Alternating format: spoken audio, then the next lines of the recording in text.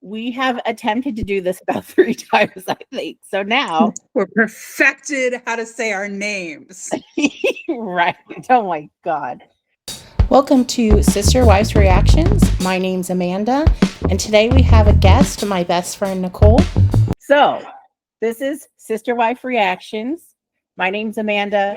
I have been a fan of this show since it started in like 2010. So I've watched every single season, every episode, probably multiple times for God knows why. So that's me.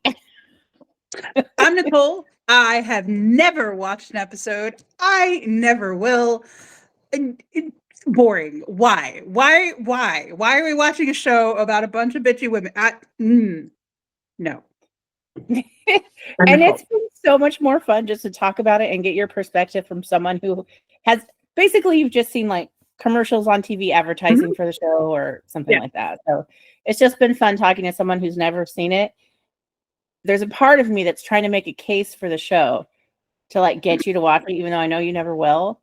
But even myself, I'm just like, don't do it. Don't do it. This is more fun to just talk about it. For you, it's a train wreck. You enjoy that train wreck. For me, I can't even sit through television I enjoy watching it more than 5 minutes, and I get up and wander away. And you want me to watch some trash that I don't even want to watch? Yeah, good luck.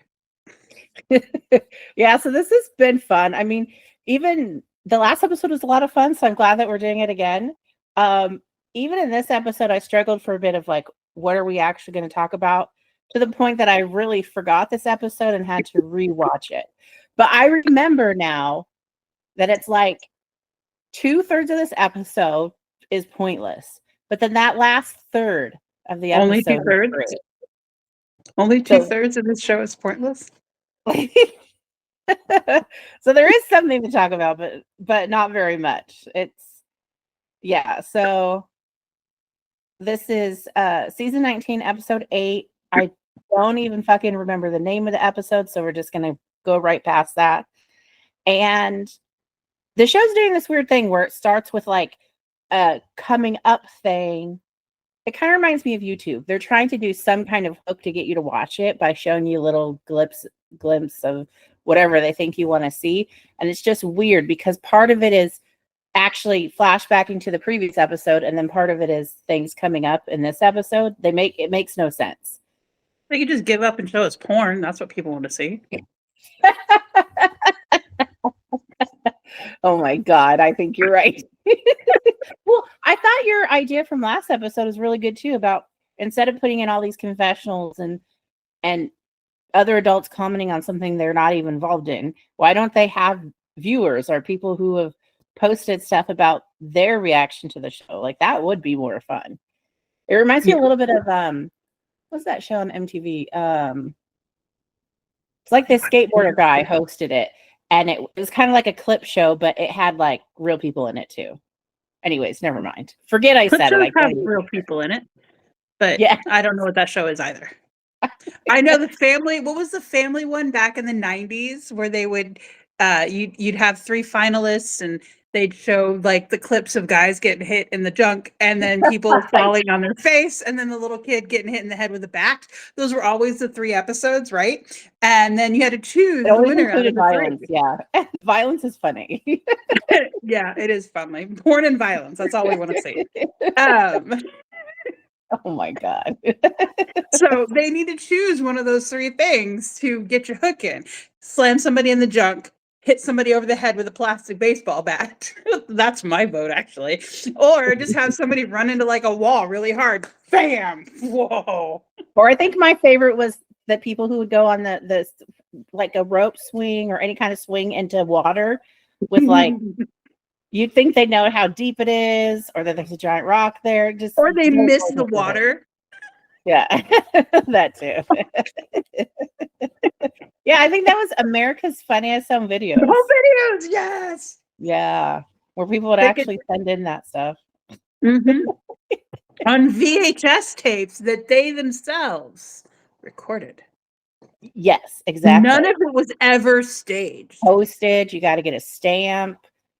You had to mail it in. Stamp. Too many steps. They didn't just stamp. Anybody It's stamp funny something to put because on this- it? Jeez, the like show at least has the show has so low production value that it's like I'm kind of surprised they haven't just like stolen stuff off of YouTube or like there was a show in or TikTok or 2010, something.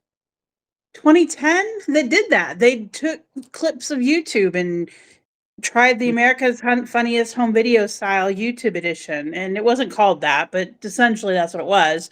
Yeah, There you it was go. on TV for a It while. happened, and nobody watched it. So Oh God! All right, so this episode starts off with Christine and David. So Christina's Christina's the one that's went through the divorce. The first wife or the second wife that reminds you of me? I forgot already who these people are. Number 3 that you and Christine are not alike at all. Not even a little bit. Not even a little bit. You remind me of the second wife, Janelle. I forgot who these people were. So Christine, she is the third wife. Mm-hmm. And she's the one that's still married to him, or she's not married to him anymore? No, she's the first one that left him, but she's the one that's dating.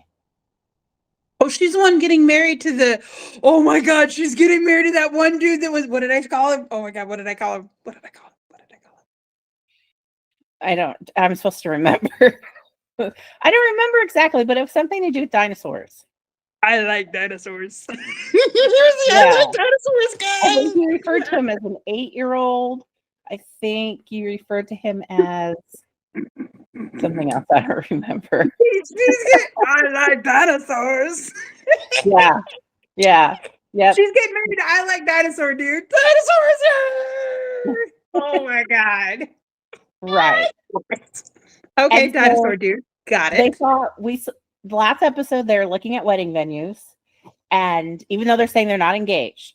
So in this episode, we get a little brief intro where so basically we're going to see them shopping for rings, but right before they show that, they show David coming over to her house, and a bunch of Christine's kids are there, which the majority of them are adults. There's only one still living at home that's a teenager. And she was with the Golden Cock guy for like long enough for her kids to be an adult? Yeah. Wow. Yeah. Anyway, sorry. Yeah. Continue. She's had kids that have like gone through college and stuff. So yeah. I would say the majority of her kids are there interacting with this guy. So one character you have not met yet is Christine's only son, only biological son, Peyton. Now, wait, what do you mean biological? So she had like 20 daughters? So she herself has like 5 or 6 kids. And then Janelle has like 6. So she considers like Janelle's kids her kids. Who's and then Janelle? Meri had 1 kid. Janelle's the one who's like you. So wait, she just divorced this guy and stole everybody's children? What? What? She divorces the Golden Cock. Oh, and steals all the children? Is she like the Pied Piper?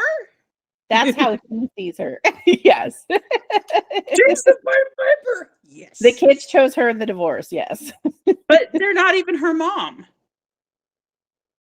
But she was the one that basically raised them, even though she's not the bio mom. So they all consider her a mom. So these other women lost their kids to the Pied Piper simply because she was the unfortunate short straw drawing one that got to stay at home while everybody else worked and took care of her. Oh, I'd be pissed. I mean, right? She stole my kids. No.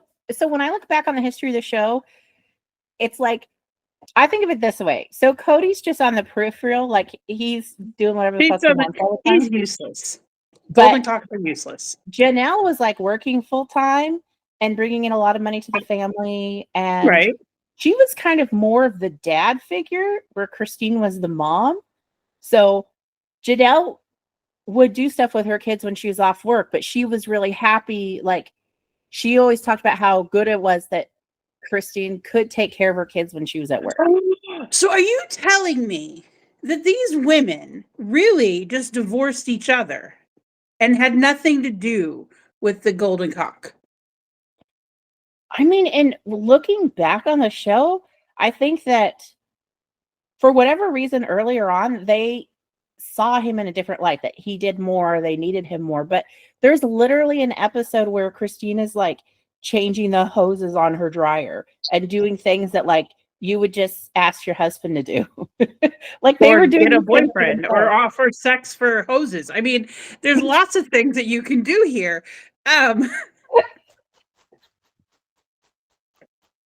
But it's like these women really like clung together, and the key thing to know too is like, so he had the 3 wives, Meri, Janelle, and Christine, for like, So I why think didn't they just leave 17 him together? or 17 or 19 years before he married his 4th wife. But why didn't those 3 women, did the 3 women just not get along? Because it sounds like they had a perfect relationship, the 3 of them. Like they had not relationship, a situationship. Like they got kids, like the 2 dad figures had money and kids. The mommy had support and children, and they all lived in their own separate hovels. So why didn't they just kick the dude out, which was just eating their money? He wasn't making his own. And then they are just a hovel of women who community live together and have, side pieces.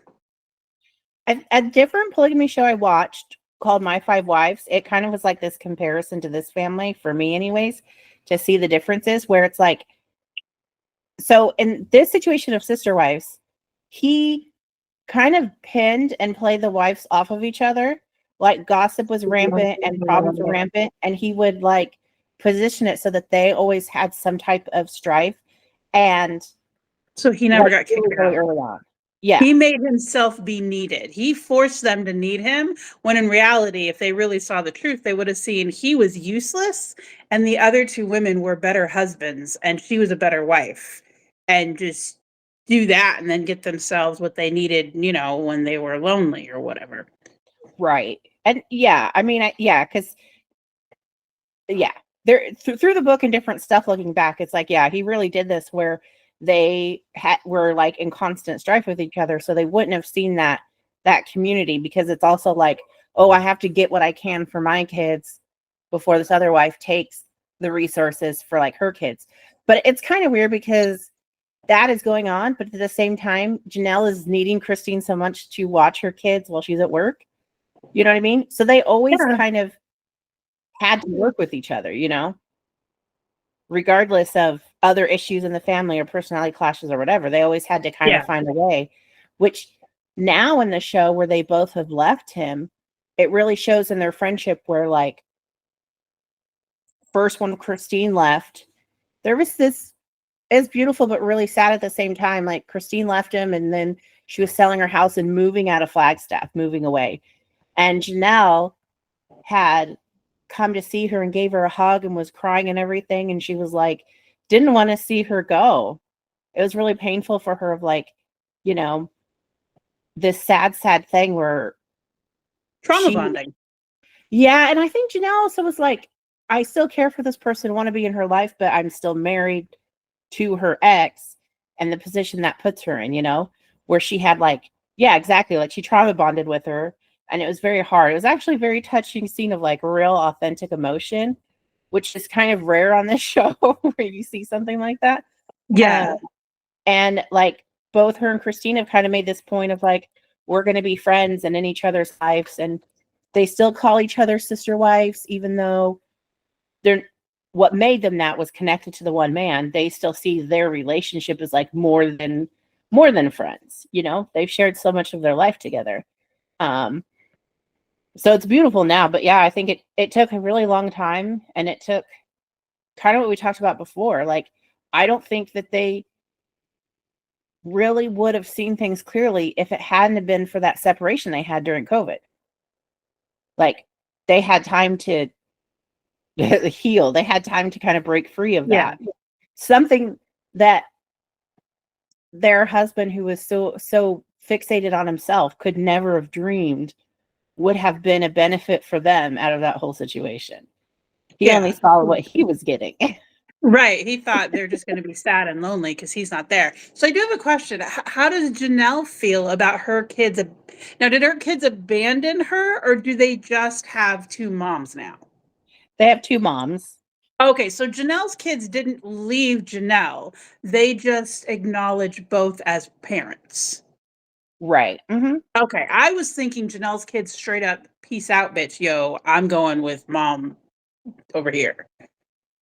No, not at all. But I think that it's still this mother-father kind of relationship where they're Right. like, Christine was the homemaker. You know, she made all the baked goods. We did homeschooling for years. She was the one who was home all day. And it's kind of in a strange way where like Janelle was really like the father figure. Like, Right. I think there's a lot more. Wait until your father gets home when they were in trouble. Yeah, kind of thing. So it's an interesting dynamic, but no, her kids were always her kids, but she definitely knew like they all really were connected to Christine, and a credit to Janelle of like not trying to cut that off or rewrite that or something. No, You I'm know? glad. So they see as two moms, which is really cool. Mhm. That actually makes me feel good. So even though they're trauma bonding, they still realize that makes you think, oh, they're actually trying to do what's right by their kids. Because yes, they were in a cult, and yes, they were attached to this horrible person that made them think all these things. But then when they got the opportunity to see what was really going on, they moved on in their own way and in their own Mhm. timing. But their kids, who they roped into this cult, they roped into this lifestyle, now have the problem where they have two moms. Well, really have five moms, right? But they have basically their mom that raised them and their mom that took care of them, their daddy mom and their mommy mom. Mhm. And I like hearing that Janelle really allowed her kids to cling to that. And that shows me, or at least helps me see if it's true. And it seems you were saying it was really authentic. It really Mhm. shows me that in the end, those two at least, their kids are actually important to them. Whereas some of the other women you've talked about, the kids were not important at all. And that was really disheartening about the whole show. For one, that this show is highlighting this horrid abuse of these children and just toting it around and waving the flag of watch this train wreck as we ruin children's lives. But no, it actually there is children that had a good upbringing. I mean, that mommy loved them and cared for them, so much so that when she left her husband, her non-kids, she not only she left with them and welcomes them to her life. She didn't just say, peace out, yo, you're not my kids. I'm not part of that cult. Fuck you. Because she could have easily done that too. Because that's a hurtful, Mhm. being in that kind of environment, being with someone that you realize has been hurting you and tearing you down and just ruining who you are, just ripping your entire persona apart, where you have to now build yourself up and make yourself into who you want to be after, I don't know how old she was, but me 45, right? So you Mhm. have to realize from the abuse and come out of it. And plus she has kids that are still calling her mommy that she knows are not her kids. They're Right. not hers. And a relationship with a woman that was part of the reason it was so terrible, but understanding that it wasn't her fault, it was still this dude's fault. So being able to compartmentalize is one going to make it longer to heal, but it sounds like she hasn't, because she's got the dinosaur dude, and that's just fucking weird. But in the Yeah. end, she did it for her kids. She didn't do it for her kids, but the kids were important to her. Right. And I do think it's a rare thing compared to like other stories I've heard and other podcasts I've listened to, where sometimes when you are the first one to leave the family, that's not a given that any relationships will stay intact. Right. That even not only that, but that even your relationships with your own kids will stay intact, especially Right. since you had adult children, Like none of that is a given in that situation. And I think Christine and that's what happens.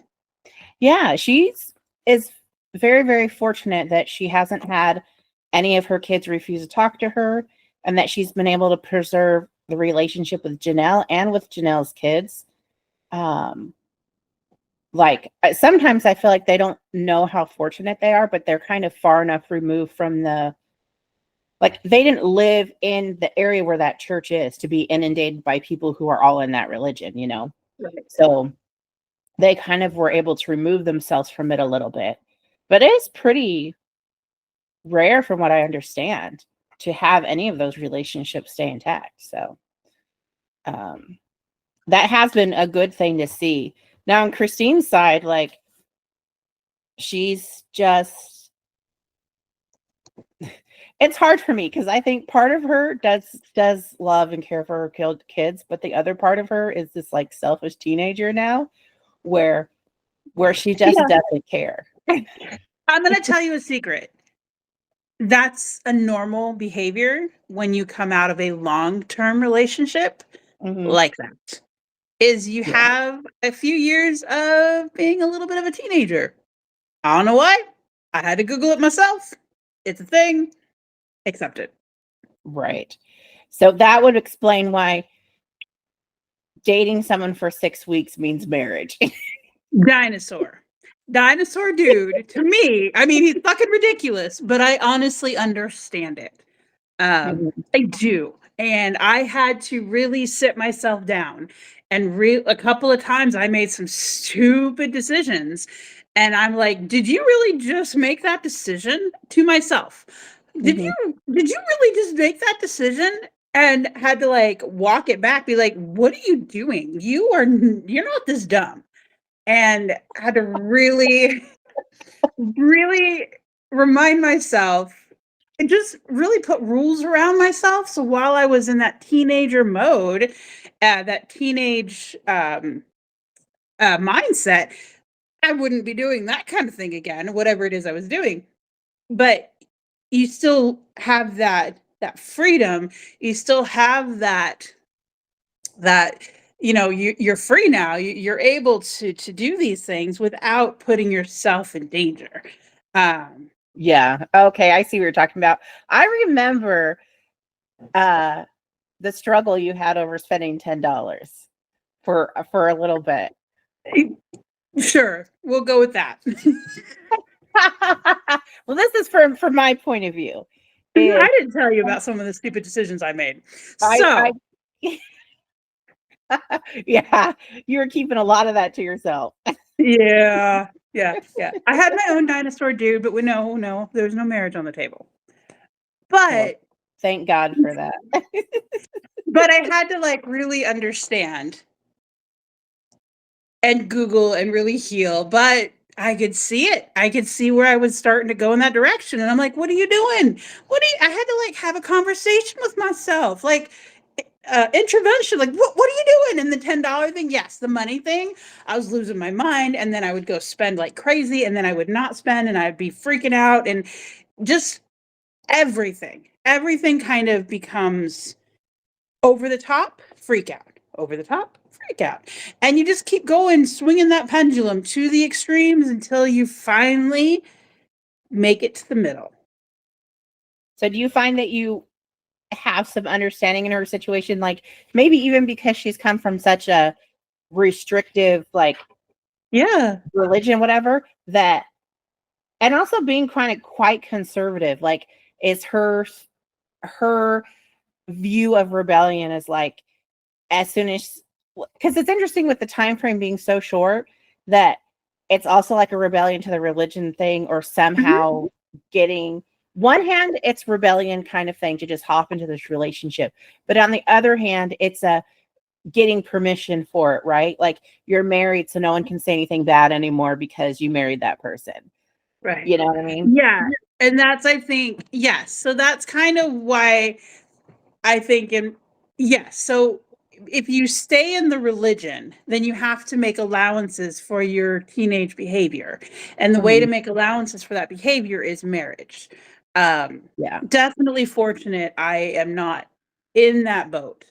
So I didn't feel that push of being married, a whole different situation. Well, and I don't think she's in like the not with the polygamous sect, but I wonder about him, if he's like LDS, if he's part of the Mormon church, like, or maybe just being in Utah and being conservative. There's something about like them feeling like they have to get married.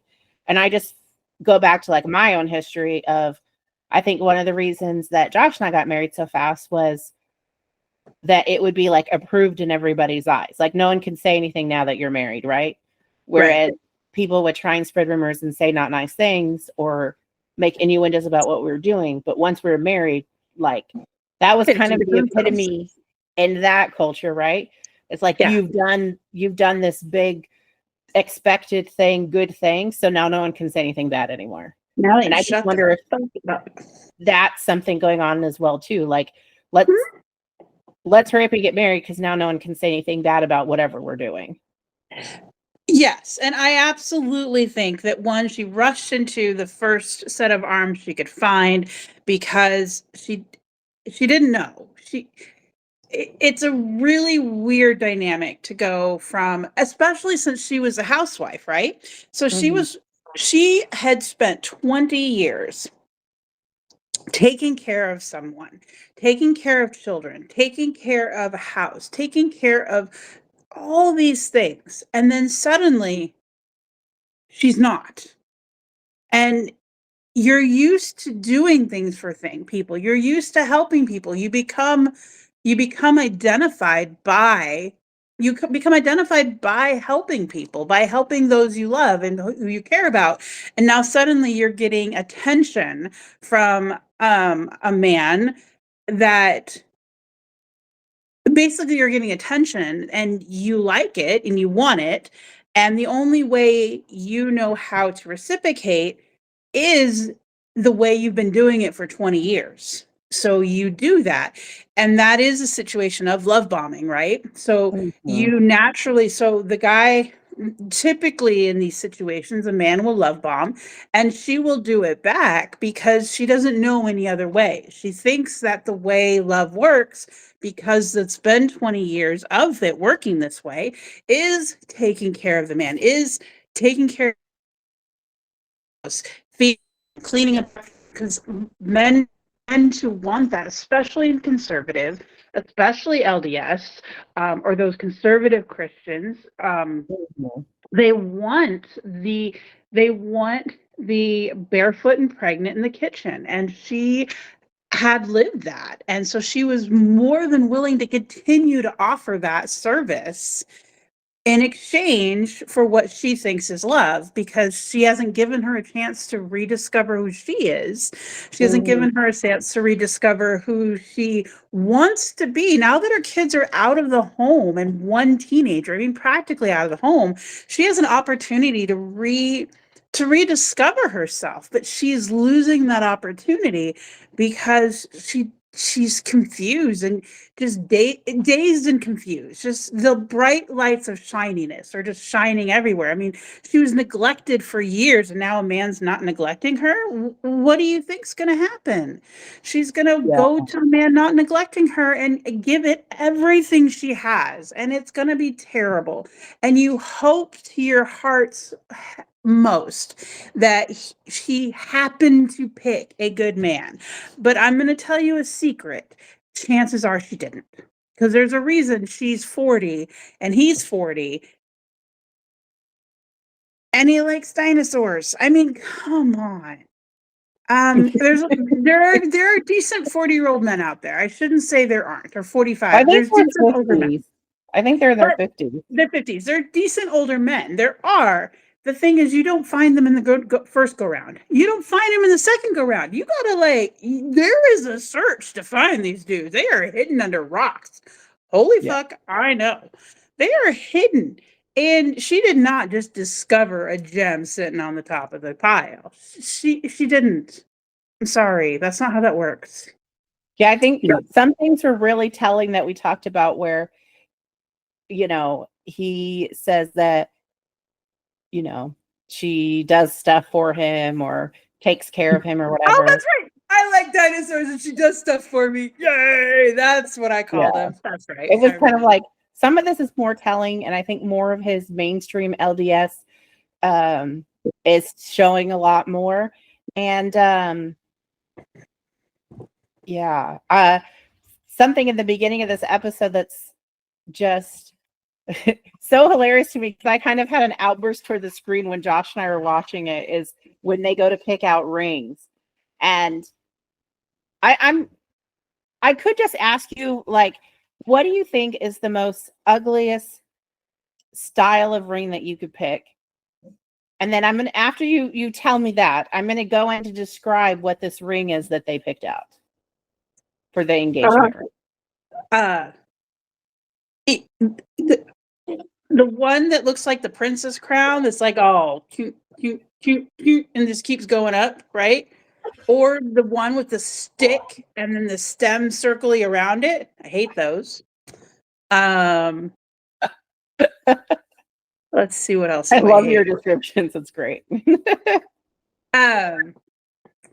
rings in general are actually kind of ugly. I remember when Richard, I really was like, honey, which one are you going to go with? And I kept pestering. He's like, it's fine. I was like, it's not fine, because fucking ugly wedding rings are ugly as shit. They are tacky. And I'm not a huge jewelry person, but they are tacky and they're all particular. I am particular. And he did pick a good one, I will say. Of the things, he got a good one. It was, inset. But no, like the ones my mom would have was like the chunk, and then it just progressively gets a bigger chunk until it comes to a point on the top, and it looks kind of like those old-fashioned crowns. But it goes chunk, and like the more the diamonds, the more chunky. Like it goes from like the quarter carat up, and then you just have these massive rocks sitting on your finger, like you're gonna like strike somebody, it's gonna like rip off half their face, and you can make your own zombies that way. I remember my great aunt had some of those rings, and one time when she was getting admitted to the hospital, like the paramedics are coming to get her, my mom said that she turned to her and was like, take all the rings off my hand, because she was afraid the paramedics were going to steal her awful jewelry. That's the thing about, nobody is going to give up their job for $2,000 worth of jewelry. Nobody fucking cares. But anyway, so or the one, the single solitaire diamond that just sticks out the top of your hand like a giant beacon, and then where they glue the other two around it for some reason, that's like just to make it look like a wedding setting. And I'm like, oh God, those are so the 80s style, right? 80s and 90s. And it just like, you're gonna offend a lot of people in their wedding rings they have. I can't help it. They're so tacky. God, they're so tacky. I mean, mine was very inlaid, nothing stuck out. The one I inherited, same thing, very inlaid, nothing stuck out. Tacky.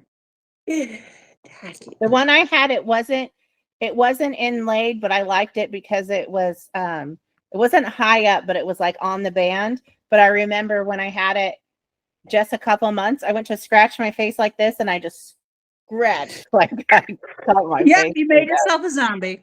All right, what's your ring look like? Bring this on. Let's see. Okay, so the ring is a marquee cut, which is kind of like that long diamond skinny kind of cut. Yeah, princess cut. And so when they're there, David is saying that he in his first marriage he had a gold band, so he didn't want that, so he chose this black band. And then she's like, oh my God, I have the best idea ever. Why don't we have this yellow gold ring have a black band in it to match his ring? And then when it shows you a picture of like it's not the actual picture of the ring, but it's like a mock-up of it. It has the yellow gold band, it has a black band, and then it looks like it has a silver band, which is the white gold. Why didn't they just get matching black bands? Because they're going to get matching black tattoos, so maybe that's why.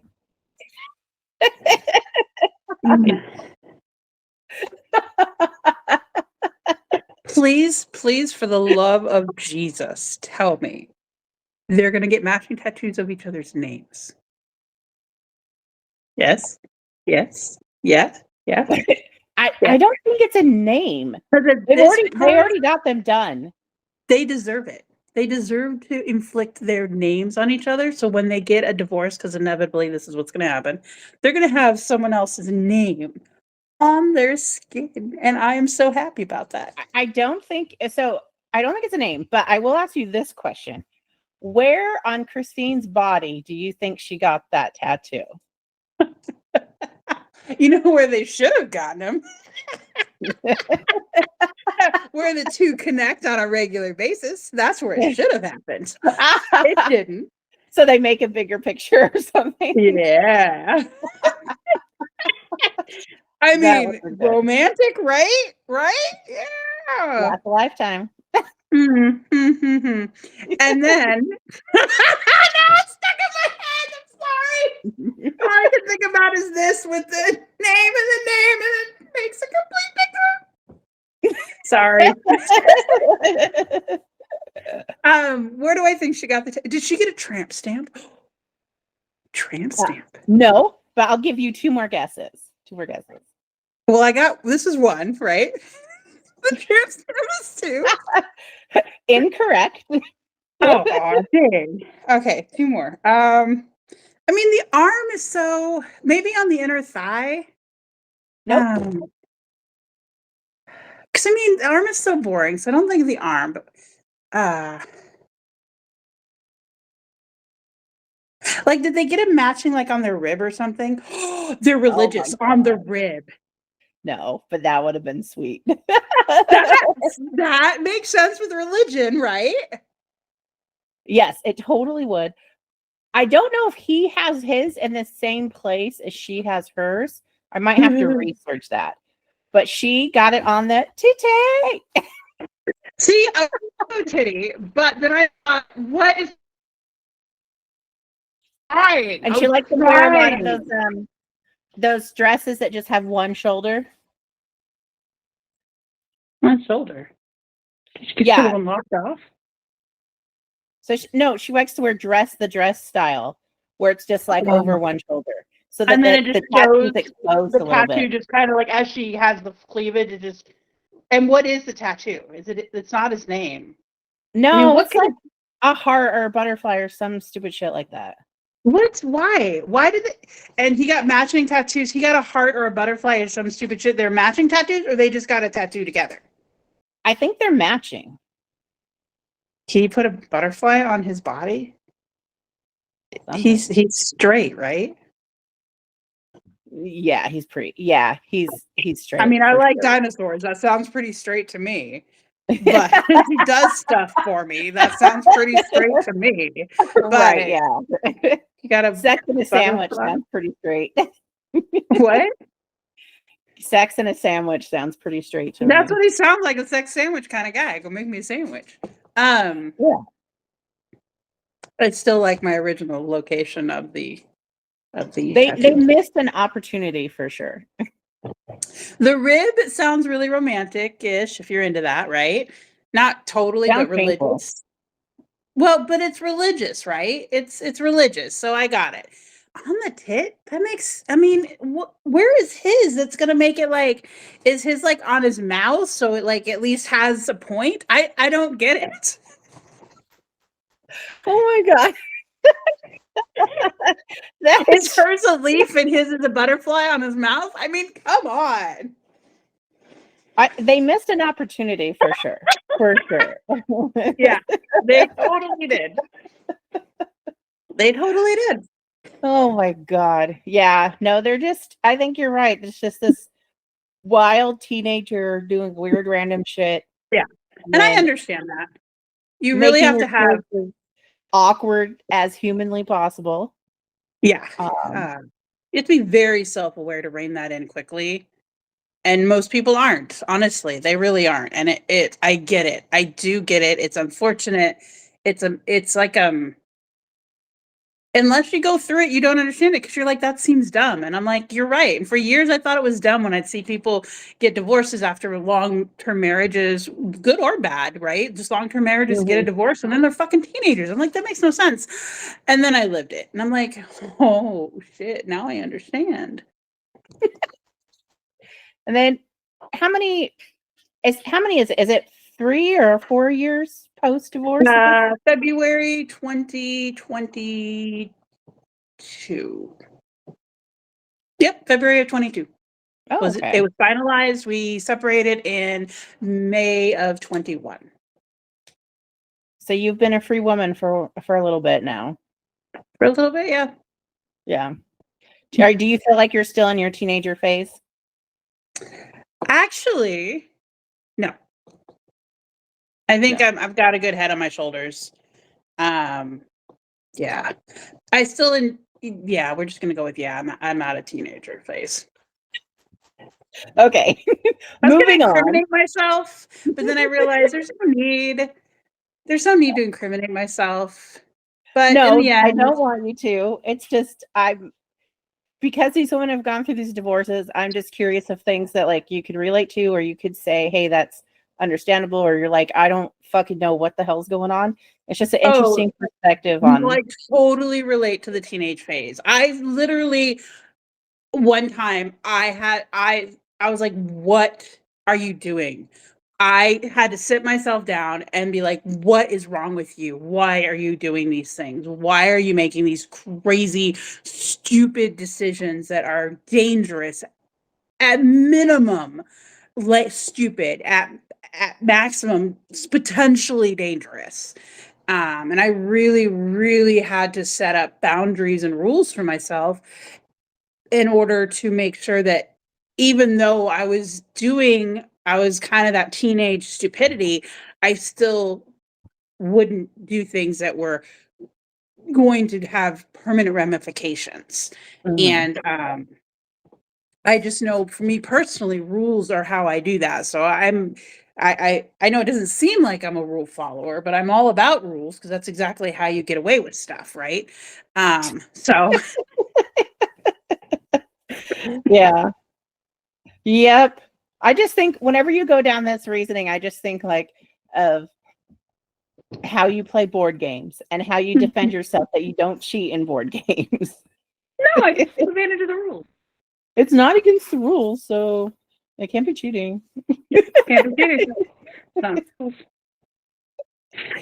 Oh my gosh. Yep. There's these games that we'd play where I think the one was like a Star Wars game where you could choose to be the bad guy, and then you had all this leniency with the bad guy character.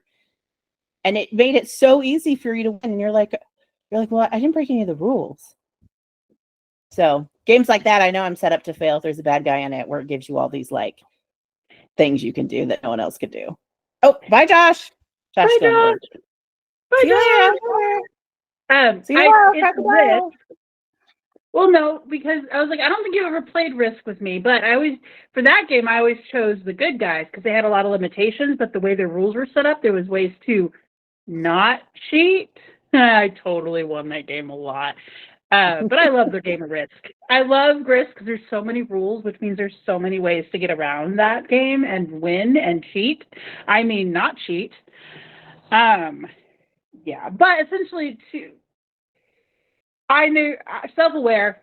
She is obviously not self-aware. She does not have somebody to sit her down and intervene. Like, is her parents dead? People she cares. What about Arlene? What was the name of the other chick? Janelle. Yes, Janelle. What about Janelle? Why isn't Janelle sitting her down and being like, look, I get it. You want to have fun, but let's limit it to fun and not go as far as marriage. I mean, she has people that care about her, I'm assuming, but no, she did, because she had her kids sit down and talk to her, and they basically said this is a stupid idea, and she said, fuck you all, I'm going to do it anyway. So never mind. Right. I mean, even in this episode where they show David come over to the house and they're having a meal and a lot of the kids are there, they're kind of giving David a hard time, but they're also like, this is what I was saying, is like Christine's oldest son is like giving him a hard time, kind of being an ass just for the sake of being an ass. Whereas like her daughters are a little bit more accommodating and like getting used to being around him. So, I mean, in some ways, that's why I'm saying like she tries to like integrate the kids, but in other ways that she doesn't, where it's like, I'm still going to do what I want. I don't care.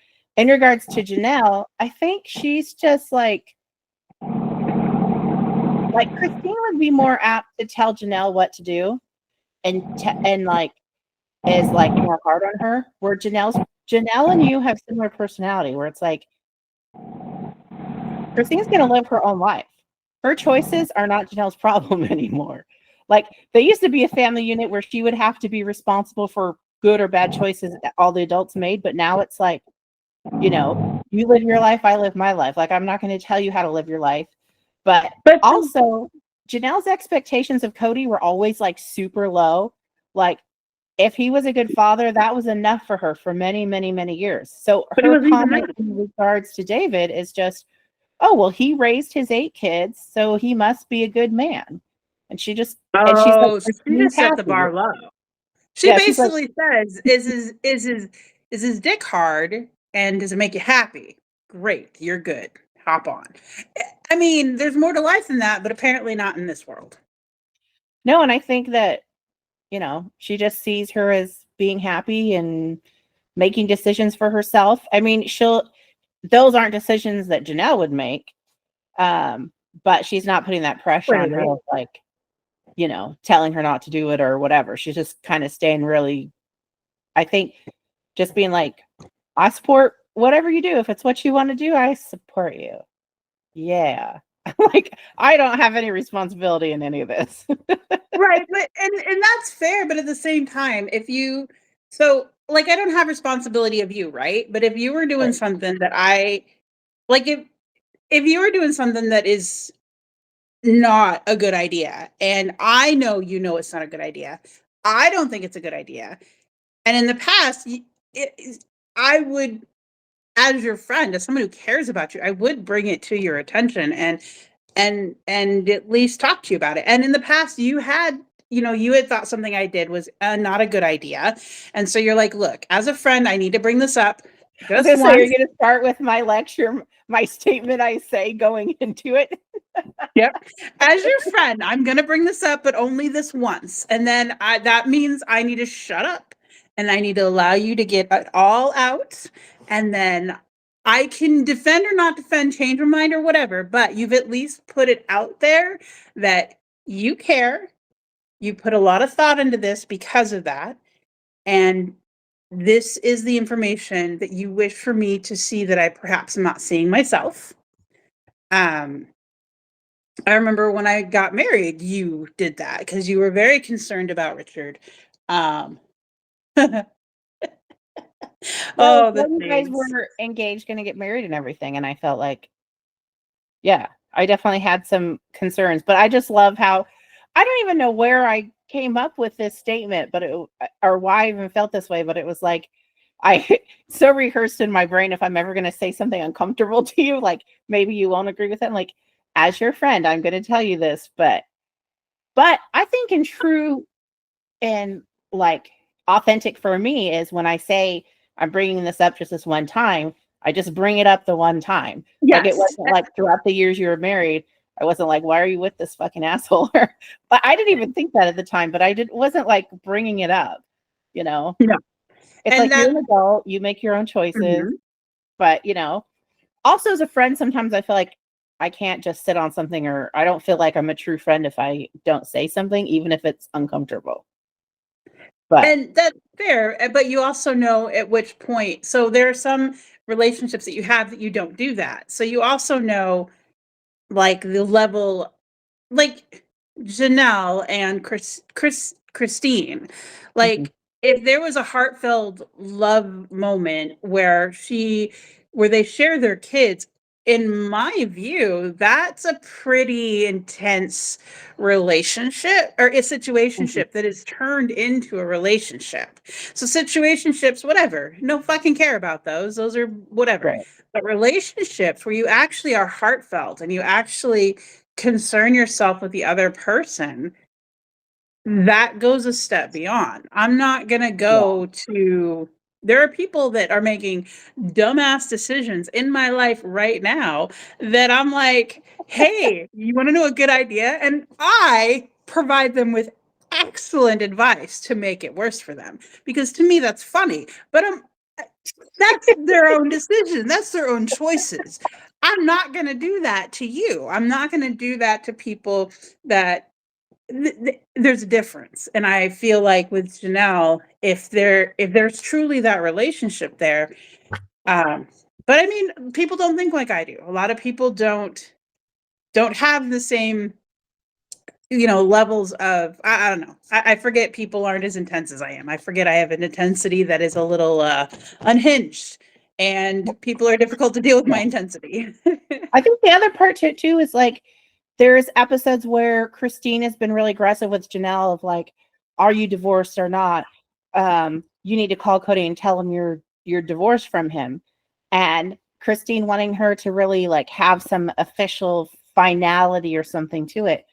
And then in Janelle's confessional, she'll say like, she doesn't need that. Like she knows it's over and she can tell him that. And because they just had like their spiritual marriage, she doesn't feel like there's some big grandiose moment that has to happen like what Christine needed. Christine needed that finality. It was a very uncomfortable episode where we see the conversations play out and we see the tense and the tension and the hostility and everything. And Janelle just knows for herself she doesn't need it. So I think in a way, Janelle's response of like, I hope Christine's like happy with, with David and all the stuff, is also a reaction to Christine being so intense to her, where she's like, you know what, do your own thing, happy for you. Like, it's kind of like a reaction to how aggressive Christine was with her. Like, okay, I'm just going to kind of pull back and not really be involved in this as well. So their friendship is kind of interesting too, because it's intense in some ways and super connected, but in other ways it's kind of distant and may continue to be distant over time. Like the more Janelle focuses on her older kids and her grandkids, maybe this relationship won't last like they think that it will. Especially, I think, the kids are older now. Well, yeah, and I think with Christine, like she needs to take care of somebody, and she needs to be like all encompassing on them, and them be her whole world. And I just feel like that's what she did with Cody. That's what she's going to do with David. And when you're like that, you don't have room for other people. Yeah. So it'll be interesting. Right now it's all like great and amazing and honeymoon phase, but I think over time there'll be changes that not everybody's happy with. And there'll be them struggling to in a way it's weird. It's like the relationship is still authentic, but in another way it's a show. So they still have to deal with each other and have storylines together. So I just look at that sometimes like how long, I mean, I guess you could fake it on a show for a while, but there's definitely some things causing distance. Like we know that, so from like social media stuff and some things the show's hinting at, we know that Janelle is going to buy property with her oldest daughter and her oldest daughter's husband. Like they're buying this small farm and they're getting into this business together, which is in North Carolina. And Christine is in Utah with David. So there's going to be more distance, like actual physical distance, but on top of that, they're going to be focused on different relationships. So I don't know. I don't know what it says to the future of it, but it's just like, there's a thing to Janelle that is like, if she can disassociate or create distance in something so that she doesn't have the heat on her, that's what she does. So I don't know. I guess that's my long way of saying I think she just was caught off guard by Christine's aggressiveness. And her thing is like, I'm just going to be nice. Right. And I think that's just a symptom of a teenager. Because when you're a teenager, you're aggressive. Everything's, oh, you don't support me. You don't, I mean, think about when you were a teenager. Everything was a meltdown. I'm telling you, leaving a long-term relationship, it's the same way. Everything's a meltdown. You don't support me. And it blows my mind how you go through that. It really does. Not to rehash, but just trust me. Yeah. No, I totally get you. I'm going to look at my notes for a second because I'm like, I think, yeah, move to the next one. Yeah. Oh, wow. We talked about some of this already. Okay.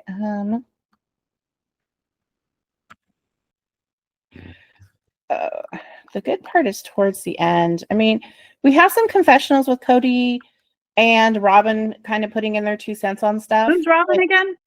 Robyn is the wife that's still with him. That's the 4th wife. Oh, she's the current, like, made everybody leave him. Like, that's the COVID wife. Got it. Yeah, that's the COVID wife. Something shocking. So not the content of what she's saying is shocking because they're all the time she's always supporting him and saying, oh, he's through like an anger phase kind of thing. But really, he's a good man. That's a lot of what she says. But it's not the word. Good man in that. What's shocking to me in this confessional, always in her confessional, she's always wearing some type of floral print and usually like some shade of purple with the floral print. But in this confessional, she's wearing not plain, it's like a dressy shirt, but it's just solid purple, no floral print. The first thing my mind went to is this like Britney Spears? She did her video and it was like when she was wearing yellow, that was a cry for help. So I thought, Robyn not having flowers on her shirt, is that her cry for help? Like a subtle, like I'm just changing what I wear. It's very weird. Caught me off guard because she always, the other podcast, they talk about how she always dresses business casual like a secretary. She's always wearing like slacks and a floral blouse. It's like her uniform that she always wears. So I thought it was so weird that she didn't have flowers on her shirt.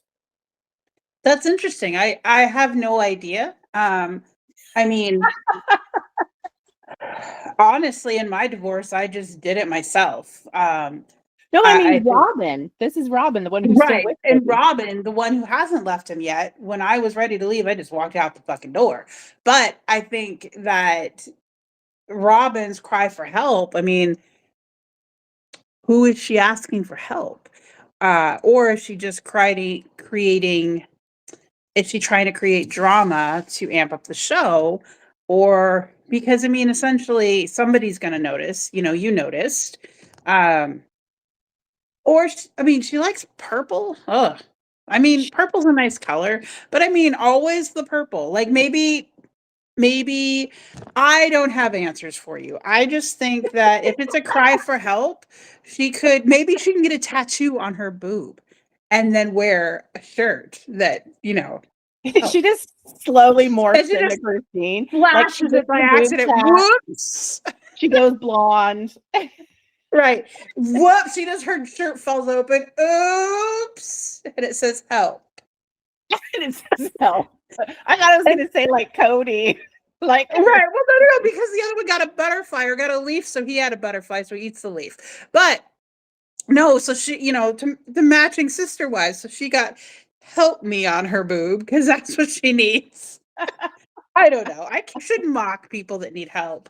But at the same time, does she really feel, is Cody such a bad person that he's, sorry, tying her to the bed so she can't go away when he's not looking? I mean, when the cameras stop rolling, is she chained to the wall? What? No, his style isn't that way at all. His style is like manipulation and emotionally kind of wearing you down. Like, I think that's more his style, is he's just going to wear you down till you do what he wants or you're convinced that it was your decision to give him what he wants. Like, that's so basically more she doesn't want to do what it is that she wants her to do. She's she's also, see, this thing is, she's sometimes people are like, is she the mastermind? Is she so delusional? Because she'll make comments like she's still hoping the whole family still gets together and that everybody will live on the property and that there's still like reconciliation can still happen. And is that what Cody wants? I think there's Cody, it feels like he tells all the wives different things. Right. So like he must tell her these things, and he must tell her these things, and then she believes him or something, because it's so crazy that there's all these actual divorces and stuff happening. Or he'll use really vague language of like he's of just trying, like identifying emotions or something, or in my opinion saying things he thinks people want to hear, like saying I'm heartbroken, or I'm hurt, or I'm healing from this. Like he'll use all this terminology So that is he a sociopath then? He doesn't know how to express he doesn't like have his own emotions, but he's just pretending to have them, or is it a narcissistic situation? I think it's more of a narcissistic situation, but I've wondered about this because when he has this weird thing where he states emotions, but it doesn't feel connected, and it's uncomfortable. Like this one confessional where in this episode, he's talking about this fantasy he had of when his children got older and got married, that they would basically, that he would live close to them. Like they would all get houses across the street, and he had, this whole thing. And then he kind of starts to cry and then recollects himself, where you think this is going to be like a sentimental, emotional thing, like if he wanted to be that close with his kids, but it just doesn't feel like it matches. So it's like he's portraying an emotion, but he doesn't authentically have the emotion. Well, I think that's more of the narcissist not matching, because a sociopath, you wouldn't be able to tell the difference. Yeah, it's like he just doesn't match. Like it's like he's trying to give the audience, like what he thinks we want. And he wants people to connect with him. Yeah, and also I think to give him a pass. He wants us to be able to give him a pass as well. And that's just, it just doesn't happen. He just doesn't do it in a way where people actually believe him. So it's, for me, it's always odd, because I'm like, I tend to be a more naive person. I tend to be a more like optimistic, like believing what people say is the truth. But when he says stuff, it just makes me uncomfortable. I want my children to love me, but I'm not going to put any effort into that ability. What? Like at all. From what I understand, from what you told me the last time we talked about the show, right? He puts 0, and I do mean goose egg, right here, nothing, big old nothing. He puts nothing into his kids, nothing. Like, nothing. No, he doesn't. And it's been an ongoing, it's not just like it just happened all of a sudden or a couple of months. This is like a couple of years, because they keep referencing that these splits happened during COVID, and that was in 2020. Like it's been some years, man. And does he even know the names of his kids? There's some confessionals where he'll be like my son or my kid or something. It's really bad sometimes. But they just name them Smurfs.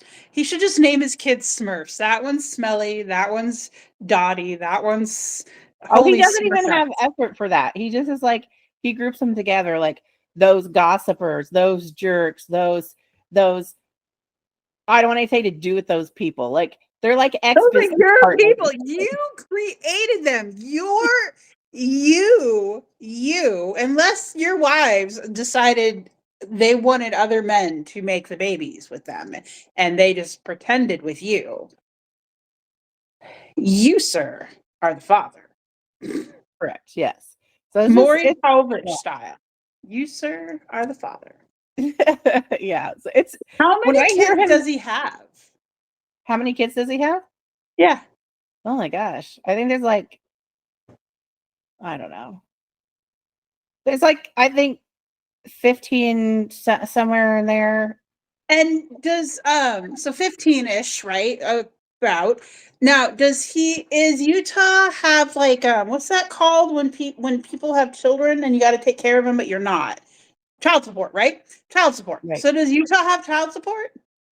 So currently the show is not up to date, but currently Christine has filed for custody support, and I think one of it is part for child support, and then the other part is custody that she filed with the state of Utah.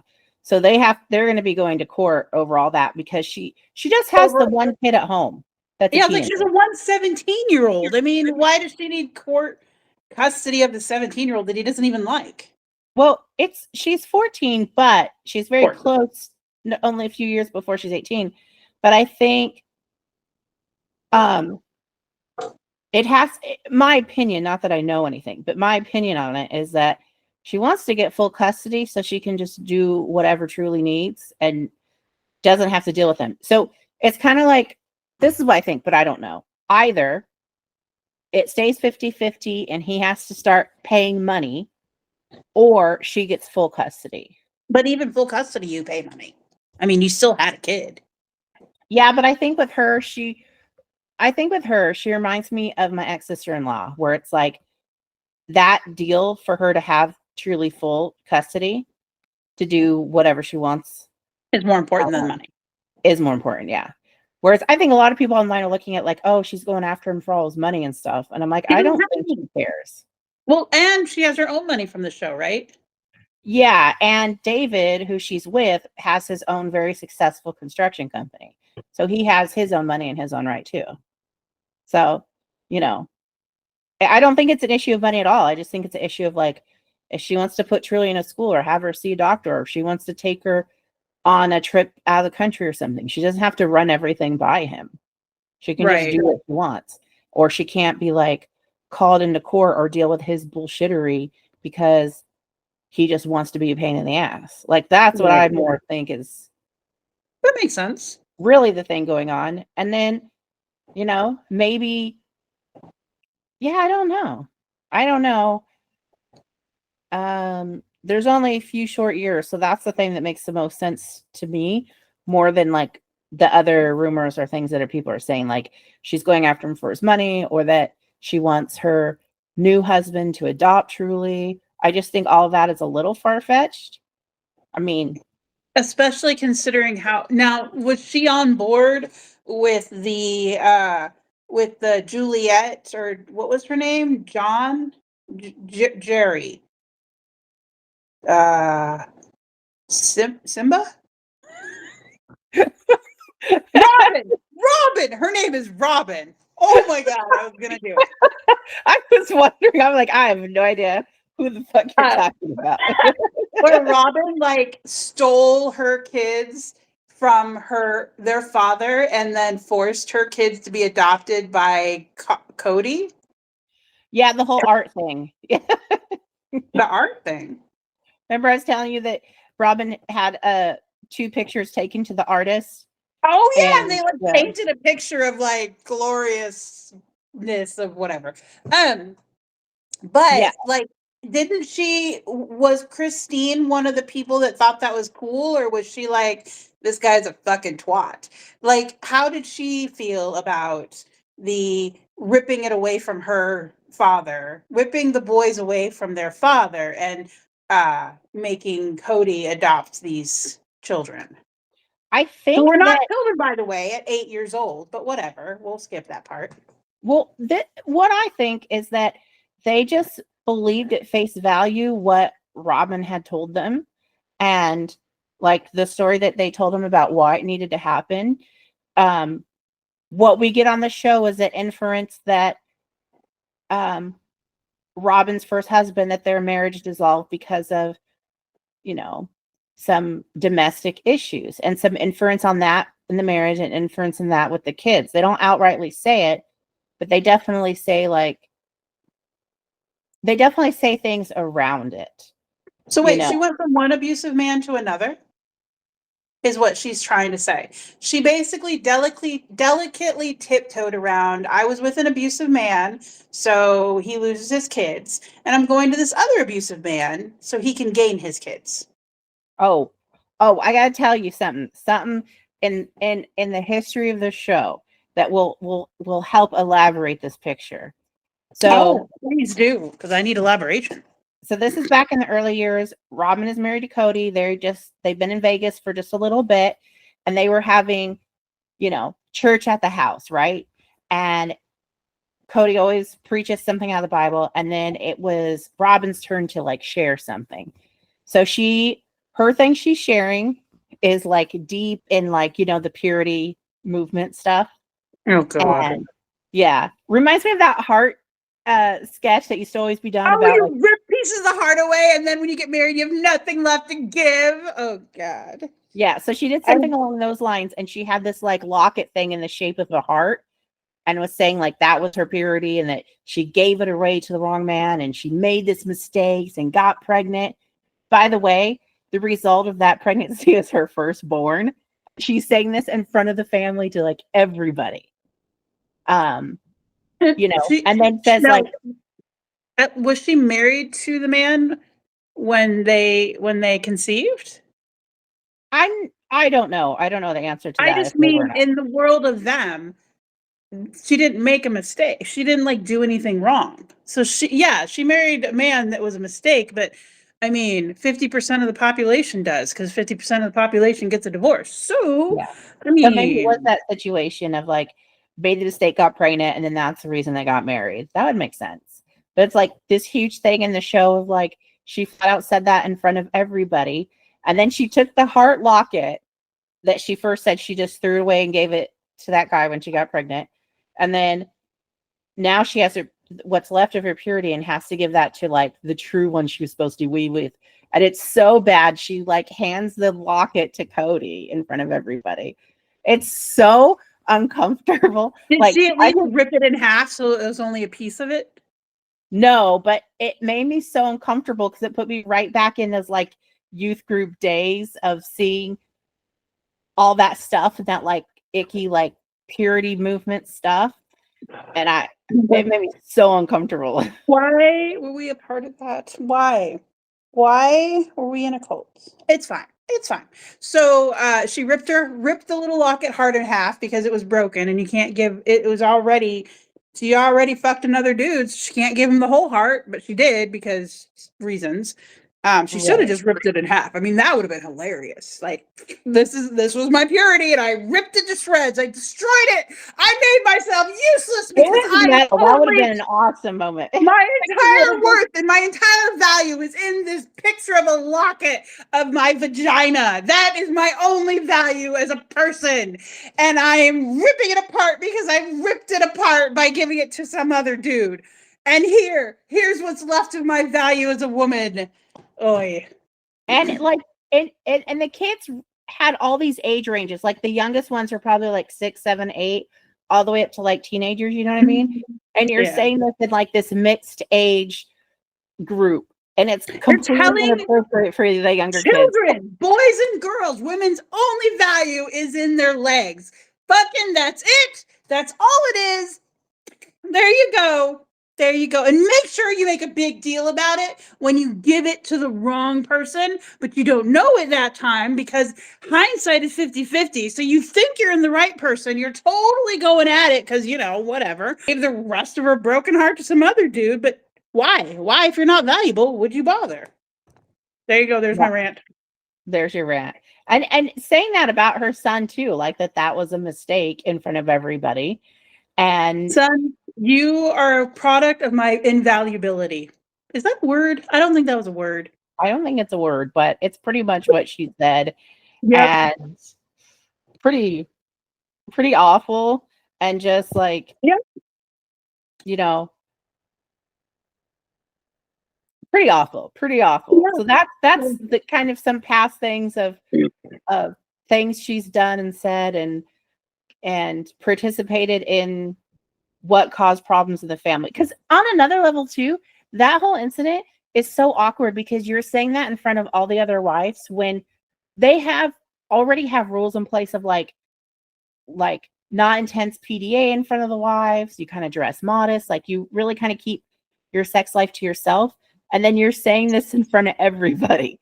Like you're saying this in front of the other wives. You know what I mean? Like it's just uncomfortable on so many levels and so just it's just icky and uncomfortable, and I don't like it, and it's weird and gross, and it just speaks to things that Robyn has done over the years of how she wants people to see her and what she actually does behind closed doors, like It what speaks all to is the going on. indoctrination she is in the religion. Because if that's whether or not she feels, if she doesn't actually feel that's true, that's even worse. That you're indoctrinated in a religion that you don't believe in, and then you're toting it. Why? I mean, I get why, because we were in it, but at the same time, you're peddling it. But But if I you think do believe it, there's people I saw that I went to church with that I didn't consider them very devout, but they were very opportunistic and how they yes, place themselves in church that's and where I was how. going. Oh, okay. Sorry. I just No, like you're fine. we knew people like this who Yeah, I wouldn't say they fully believed it, but they know how to put themselves in the right places to be valuable in that system. right. I'm trying to think of the nicest way to say these things They sometimes. they knew the system well, and they knew, like, I guess in the show, I don't mind talking about like my own like religious history and all this stuff because I feel like sometimes when I watch a show, it might trigger me a bit of like yeah, I shouldn't relate and I shouldn't understand some of these things, but I do. they do. And but we're also, I feel like sometimes I'm also in this category of people where you can't say too much about like you or Nicole or how you're treated because it's not, I wasn't Mormon, I wasn't some fun and like fundamental Mormonism or some like mother god cult or something like that.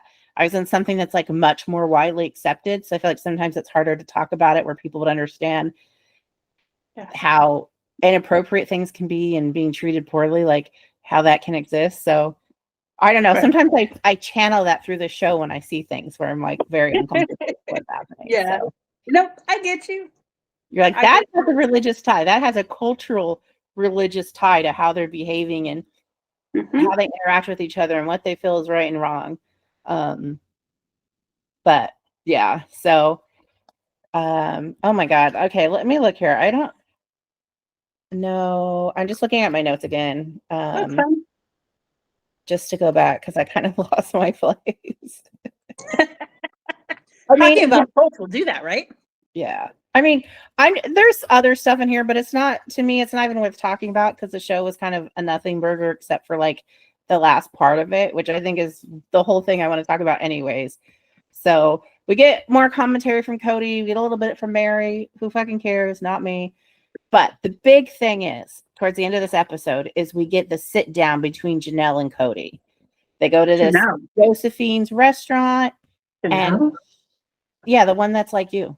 Oh, okay. I know. And so the main reason she wants to have this conversation is because she's tied to this property they own in Flagstaff, That's and right.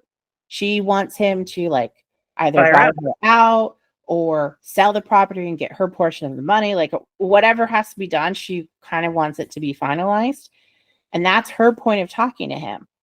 But in this conversation, he's like completely trying to derail her, throw her off by like trying to circle back into the relationship, like reconciling the relationship. And it's really funny because every time he brings it up, she finds different ways to say like they're broken up, like they're not together anymore. And I love this part that she goes into where she says, you're an awesome person. And did I write this part down? Because I thought it was so hilarious and it kind of reminded me of you a little bit. I don't know if I did. One second. I'm going to scroll up on my notes. Oh, shoot. I didn't write it down exactly how she said it, I don't think. But basically, she complimented. She's like, oh, yeah, that you're this awesome person, but like, she said, something to the effect of like that he's this awesome, great person, right? And she said, you have somewhat of a hook in me, like to draw her back in. But she says, there's nothing here anymore. And even later in the conversation, he's like trying to circle back to about getting back together. And she's like, only if we were completely different people. Like we don't exist in the same universe. Just this like very grandiose language of trying to get it across to him that they're not together anymore. And in a very concise way where she can be like, if we were different people, if we lived in a different universe, but I want my money out of this property. Like she keeps coming back to it. And they're just like sitting there having this dinner. He's trying to manipulate her and get her to do something that she doesn't want to do or get her to talk about.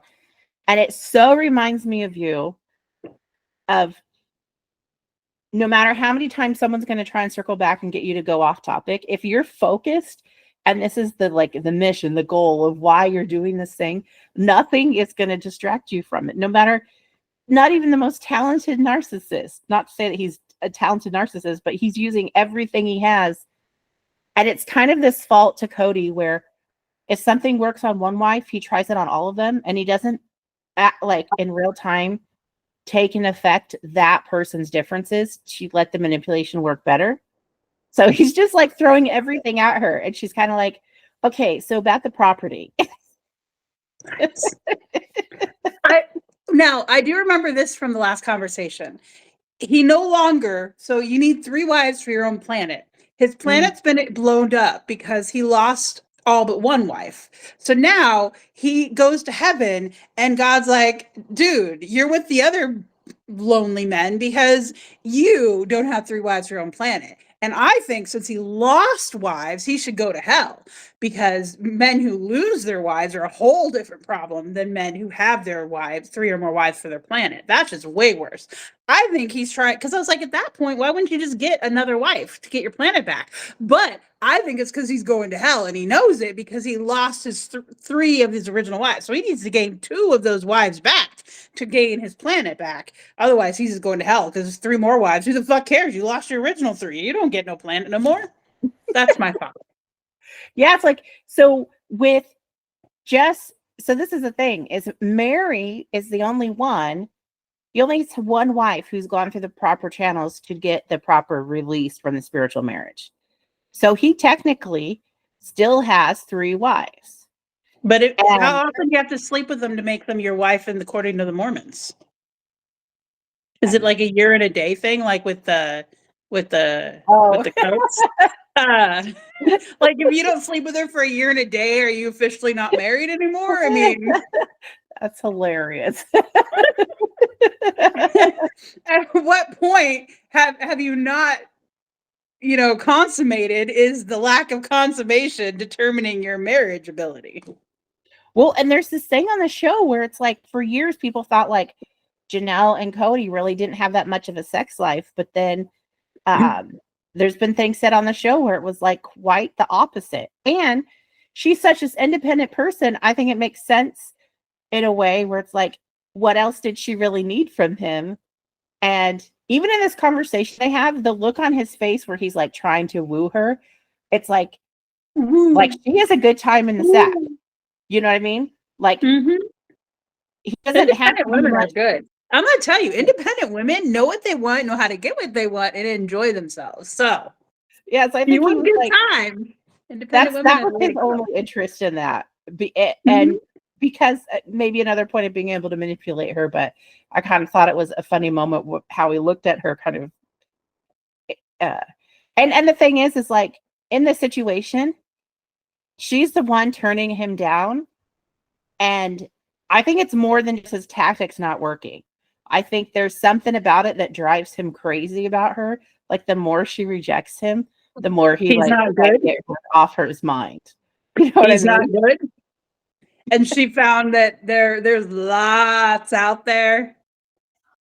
It's just, or just one. You don't even need a lot. You just have to have a few. Driving him insane.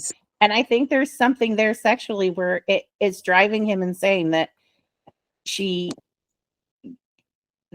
the one rejecting him. And maybe she was tied to the wall. Maybe he was tied to the wall. And then like Janelle saying, like, keep on going. I don't think she ever was really going to do the release, like the spiritual divorce or any of that path. But because he's so relentless in how he's behaving, and not getting the clue. And she heard that Meri, the other wife, got a spiritual release. She has a confessional where she's like, oh, we haven't been part of that church for a long time. So I didn't even think that's how I could like even have a connection to that church to even do it. But she's like, now that Meri did it, like, I think I could do the same thing she did. Oh, nice. Janelle still like values that belief. Like, she still says things that those beliefs are still resonate with her, So she has been conflicted about what she should do, because I think in her mind, she's out, she's done, but she still wants to participate in the faith. So just his relentlessness of it has pushed her into doing the thing that is going to not just like afterlife bump him down, but like how the men in the church see him bump him down. He's going to hell. He's going to hell. I'm very excited. I don't know if that's how it works, but in my mind, that's how I've created it to work. This is why I have not been created as God was, because if I was in charge, I would have a whole list of things that I didn't tell them were punishments, and it's hilarious. You would be terrible. I would be amazing. I'm glad you're not in charge of anything. I would be phenomenal. I would be the best, because reincarnation, definitely you get me. I'd be the best. You'd be the best. It would be interesting for you to know more about Mormonism. That would be an interesting conversation. Yeah, I'm not going to do that though. But you have studied Mormonism, so you could just simply tell me. So I think that when you get your 3 or more wives, you get your planet, and then your planet, when you lose those wives, you go back down to 1 or none. You lose your clout. And then if you go below 3, you don't even get to go down to generic heaven with all the other men. You go to hell, because not only you lost the one thing that gave you importance, and you couldn't even hold on to a bunch of property. Like, you couldn't hold on to the thing that all they are value of is what they give you in bed. That's all they're good for. And you couldn't hold on to that. So you need to go to hell and think about what you've done and figure it out. And you better get those women back, because if you don't, you are stuck there. And that's just how that is. Oh, that's great. Oh, I think in the eyes of Mormonism, as a man, I think the bar is real low. But it shouldn't be, because then those men are going to value those properties a lot more and give that property a lot more attention and affection, and make sure that property is taken care of like they're supposed to, and not just let it do what it wants to do. But they will make sure the shingles work on that property. They'll make sure that the foundation is bolted in properly, and they got a front door, and their back door is properly cared for, and that they're all oiled and clean, and their hair's all smooth, and they check their teeth. I mean, you got to do a lot of things when you got to take care of your property, and they're just not doing that because they think they don't have to. But that's property, and they're responsible for it, and they're losing the responsibility, so they're losing their women, and they should have punishments for losing their women. Wow, you are going to be the next prophet of the this little sect of fundamentalists. I think I should actually be graduated to deity. Thank you. Oh, graduated to deity. Okay. I would like to declare myself, oh my goodness, the god of multi-wife-ism. What's that called again? Multi-wife-ism, yeah. That's it.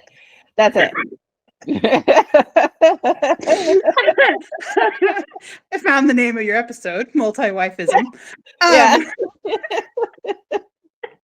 Okay, let me write that down. That's a good one. Multi-wife-ism. Because I mean, seriously, the amount of pressure they put on these women, and how they have to perform and do all these things, and they're just treated and this is my view, of course, by property. Why is there not more emphasis put on the men who are responsible for these women, and more spiritual punishment for these men not caring for these women, since if you were to take away the word man and woman and just read out what they're talking about, and if you replace woman with camel and just leave man in there, I mean, a lot of dudes are fucking camels. I get that. But whoa. You're but some different territory. aside from the fucking the camel part, you will see everything else fits really well with a property, and they're treating these women like property, and what they're doing, but they're not taking care of it. And there should be, I mean, these are not my beliefs. They're not. There should be but a wife inspector, right?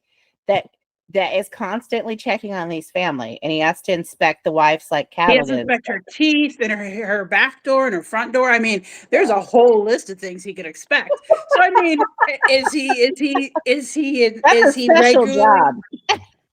I mean, he's and seriously, are you unless you're a camel and you just get probed without permission, which that's essentially what's happening. It just I should be the god of this. You need to hire wife inspectors. No, not hire, but you need to hire. That's what a deacon's for. There are many deacons that have been that maybe they're deacons and they chose to live a life of not being married in order to ensure that women were properly cared for as wife inspectors. And that it's the equivalent of a monk, right?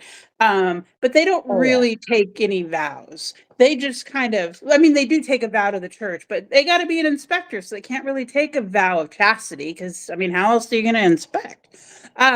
They just, oh my God. Wow.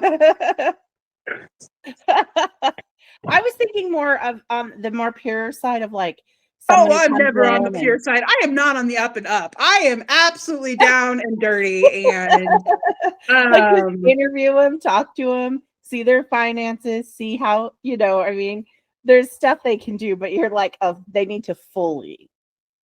You need to inspect the camels now. Oh my God. Wow.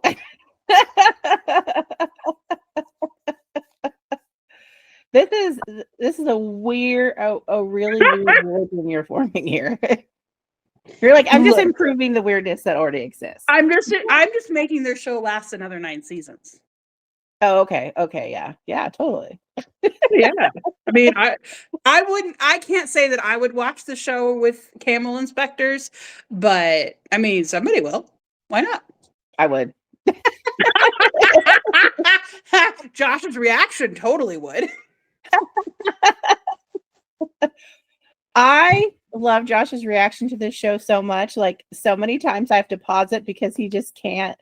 He's like so loud and reacting to what's going on. He's like, he can't believe all the things that Cody are saying. And I keep telling him, like, can I at least record your reaction if you don't want to be on the podcast? Can I at least just like do a reaction video or something? He's like, no, I don't want to be on it. But I might hide a camera and do it anyways. Oh, that's not fair. No, it's totally fair. Oh, that's right. You're married to him and he's your camel. I don't think that's right. He's my camel. Oh my God.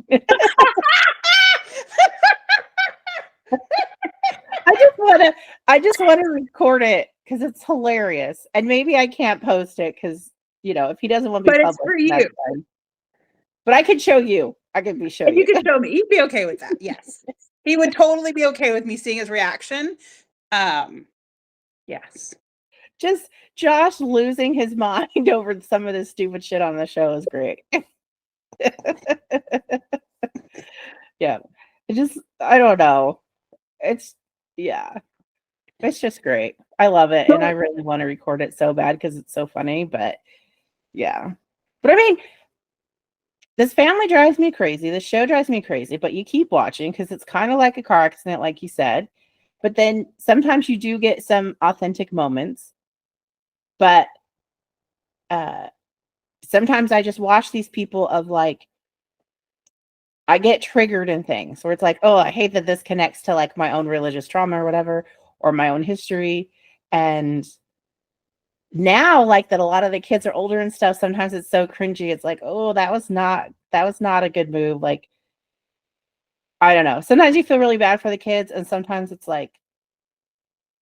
uh like you try to not see that this is like a real family. Like you try to see that it's not like real people because it's just like a show or whatever. But sometimes it gets to you where like this is a real family, and some of this stuff is really, really fucked up. Yeah, this isn't the Cosby Show. This isn't like a fake. Or what was the one with Will Smith? You know, Fresh Prince. yeah, this isn't like Fresh Prince of Bel-Air. These are actual people being actually terrible to their 15 children. Yeah. It's They really bred bad. 15 children and were then terrible to them. And at first they were terrible to them for free. At least now they're terrible to them for money. But for like the first 8 years of their lives, it was like free terribleness. And that's almost worse. Well, yeah. I mean, it's kind of crazy. There's been some fun things throughout the years of seeing them do, and like it did start off in a very like wholesome place, which I think is when Josh and I watched it, because it's like curiosity about polygamy, but they're also seeing them do things as a family, and the little kids were like so cute, and it was just kind of an intriguing show to watch. But then it just gradually became more and more like, well, actually, it kind of gradually went downhill, but then really it was like right before they moved to Flagstaff, like the year before, you started to see like this persona of the dad of Cody. Oh, cracks in the mask.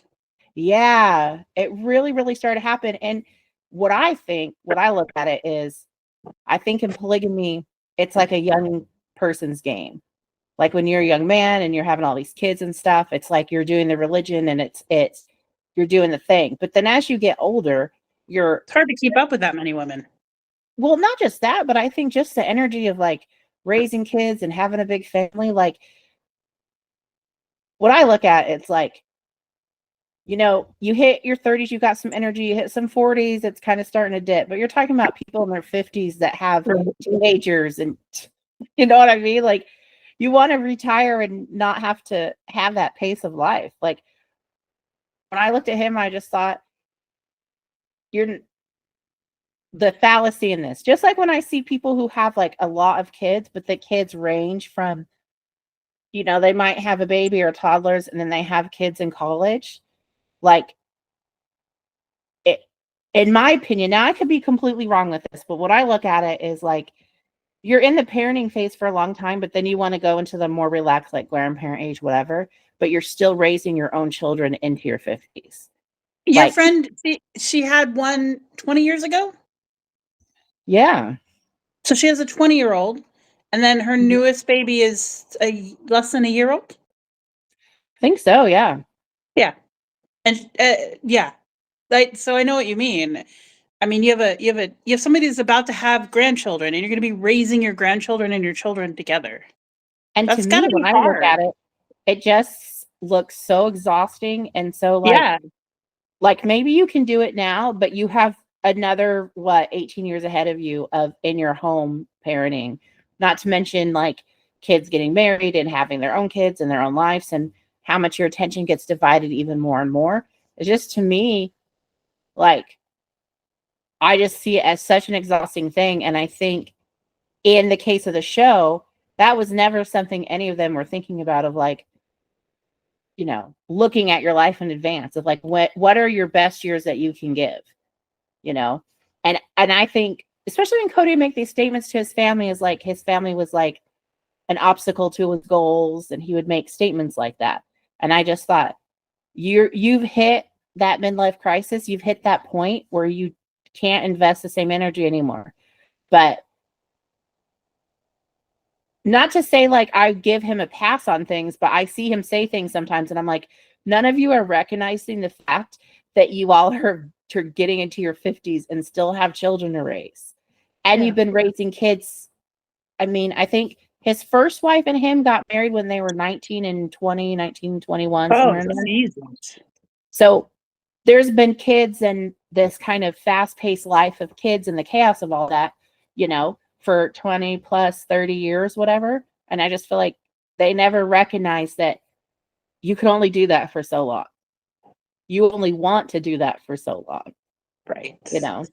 And I feel like he hit that where it wasn't just the kids, like he was tired of being a parent, but it was like all the rigmarole of multiple wives and all that. And especially his style of like always pitting them against each other and like always keeping these different plates spinning of all the stuff he had to do. You're just tired and you want to simplify your life. And it's pretty shitty how he went about doing it. But it's like, I don't know. I just look at it kind of a little bit different where it's like, I don't know. And I guess just because I have a friend that has a lot of kids, it's like, I wonder if they ever think about, like, if they ever look at their life 20 years in the future and say, when is enough, or not even when enough is enough, because anybody can have as many kids as they want. But I think it's like, do you ever look at your life and say, can I give my best effort and energy to these kids I'm going to have? I think for your friend, they absolutely think of that. There's other circumstances, but I absolutely think they do. I think this dude just thought to himself, sweet, I get 5 women. And then he's now 50. He's like, fuck, I have 5 women. And I saw an interesting statistic, and whether whether or not it's part of this conversation, I don't know, but I'm going to bring it up because it sounds like it would be that, men and women divorce is 50%. Women and women divorce is 86%. Men and men divorce, 14%. Wow, really? Yep. I may be a bit off. The men may have been a little bit higher, but they weren't that much higher if they were. And then the caption, of course, is it's women's fault. I mean, it was a man posting it, but it was still a true statistic. And I thought to myself, wow. But I mean, who knows? But I just think that it's just interesting. And I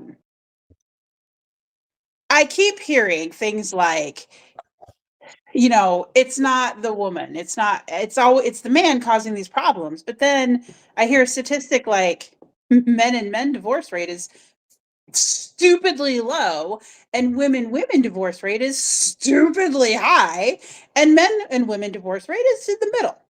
And I'm like, what? I don't know what that shows. I just brought it up. Well, what is it called? I think it's called polyandry, where it's one woman and multiple husbands. Is that polyandry, I think? Mm-hmm. How would that fare in the success rates as far as multiple men in the marriage? I don't know. I do know that in certain groups of paganism, that's actually really common for one woman, multiple men. And whether or not they stay together or not, I don't know. I don't have enough details about it. I just know in that religious group or belief group structure, I do hear of it happening quite often. The woman and several men, generally 2 men, 3 men. I mean, any more than that just seems kind of difficult to deal with. Yeah, I mean, more than one seems difficult. I couldn't do more than one. I'll tell you that much. Right. I'm thinking to myself, I think one is good. One would be good. Just whatever. But it just seems, I don't know. I think I'm waiting for you to kind of dig yourself out of this, where you're going to go. There's nowhere to dig. I didn't dig myself in a hole. I just one woman, multiple men. Why not? I mean, some people like it. Some people like one man, multiple women. That sounds terrible, but there you go. Some people just like giant groups. What if this whole time, like, all these women are leaving And then Cody and Robyn get divorced. And then the real truth comes out. And Cody like introduces his partner. We find out this whole time he was just repressing. Repressing. Well, he's still going to go to hell because he treated these women terribly. And I am the god now. And just for abusing people just because he wasn't getting the way he wants, he should go to hell. Wow. I didn't see hell coming back up in the conversation where we mentioned Cody going gay. That was weird. Well, I'm God now. I'm the God of Mormons now. Wow. He could. I don't think he ever will, though. I think even if he, at the very minimal, is bi. Do you see him? Do you see him having those tendencies? Like, do you see him be like, oh, you like to take it or give it, whatever. You like men. There is so much about the show that it's so hard to pack it into these episodes, like to tell you. But I will tell you that there's episodes where his high school buddies thought that he was gay or very feminine acting. Cody was on the wrestling team. He was like, there are lots of wrestlers and they're not gay. Yeah, but they don't all wear sparkly jeans and want to grow their hair long and we need some hair and all that stuff. Yeah. I mean, not to say that any of that makes you gay. That's not what I'm saying at all, that any of that makes you that way. I'm just saying there are people in his past who thought that he was and saw that he did feminine-like things. And then all of a sudden he has 5 wives to prove that he's not. Yes. Okay. Right?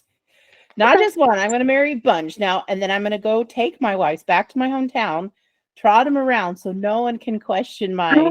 They have, what's a conga line? They have a conga line. I mean, that was pretty much one episode where he was like showing all his friends that I'm definitely not gay. I bang all of these women and you can't say anything. And all of them are like, he's definitely not gay. And every one of them are like, dear God, we have a side piece and that's the only way we get through this. Yeah. So I don't know. I still like to see the Mormon conga line.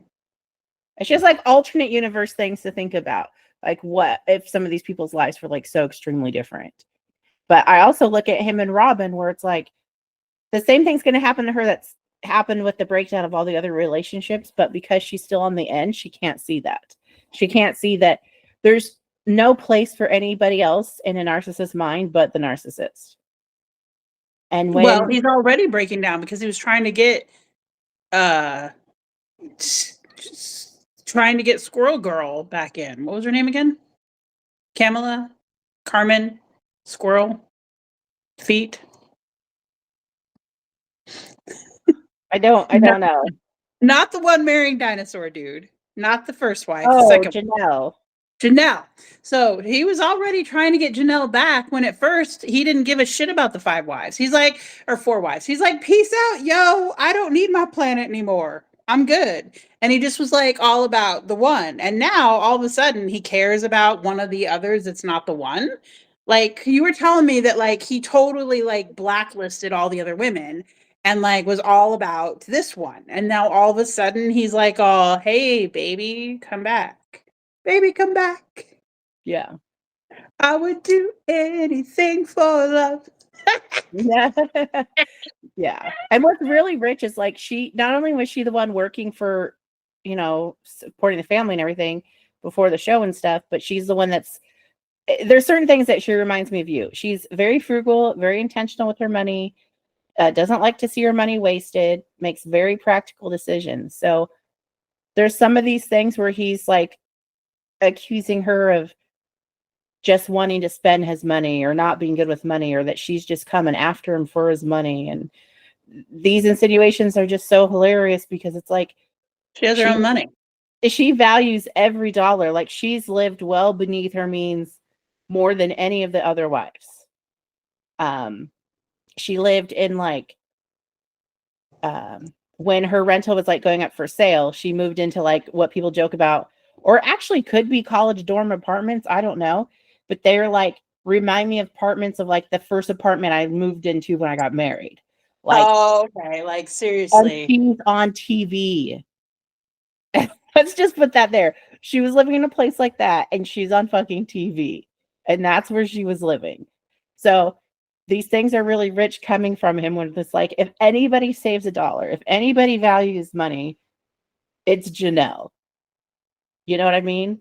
And it's And like, she has her own money from the show. She doesn't need if she's an independent woman, truly, like you're saying, she doesn't need him for a damn thing. You no. choose to want somebody or not at all. That's what it is to be independent.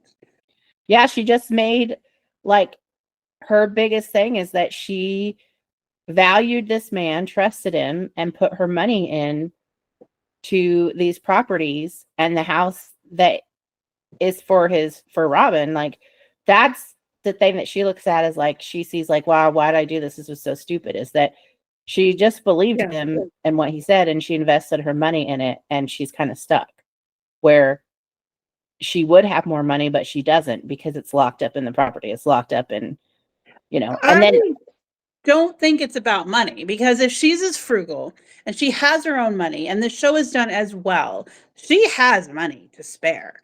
I think this is more about proving a point of I think this is more about sticking it to him.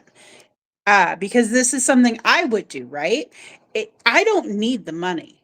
I don't need these things. But you know what? I need you to understand. You can't control me. I need you to understand I know your games. I need you to understand that I know you're a worthless piece of trash. And that is something I would do and I would hold on to, like you were saying, that if I have decided on something, nothing in the entire world is going to sway me from doing that said thing, including, in her case, get her name off of this property. And she's going to do it in the way that she knows will hurt him the most mentally and emotionally, because he doesn't need the money either.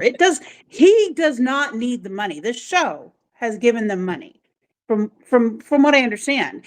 It's what the property's a couple $1,000. Let's say it's a $70,000 property in the middle of nowhere. It's probably not even that much. She probably has 40. She did it primary, so maybe she did of the 70, or let's say even $150,000 property. So let's say she did most of it. So maybe she put in $100,000. She makes that easily per episode, right? Easily. Oh, I'm sure. I don't know how much, but I mean, I'm sure now. Easily. She does not need the money. It is not about the money. It is about parading his ass around. So he does.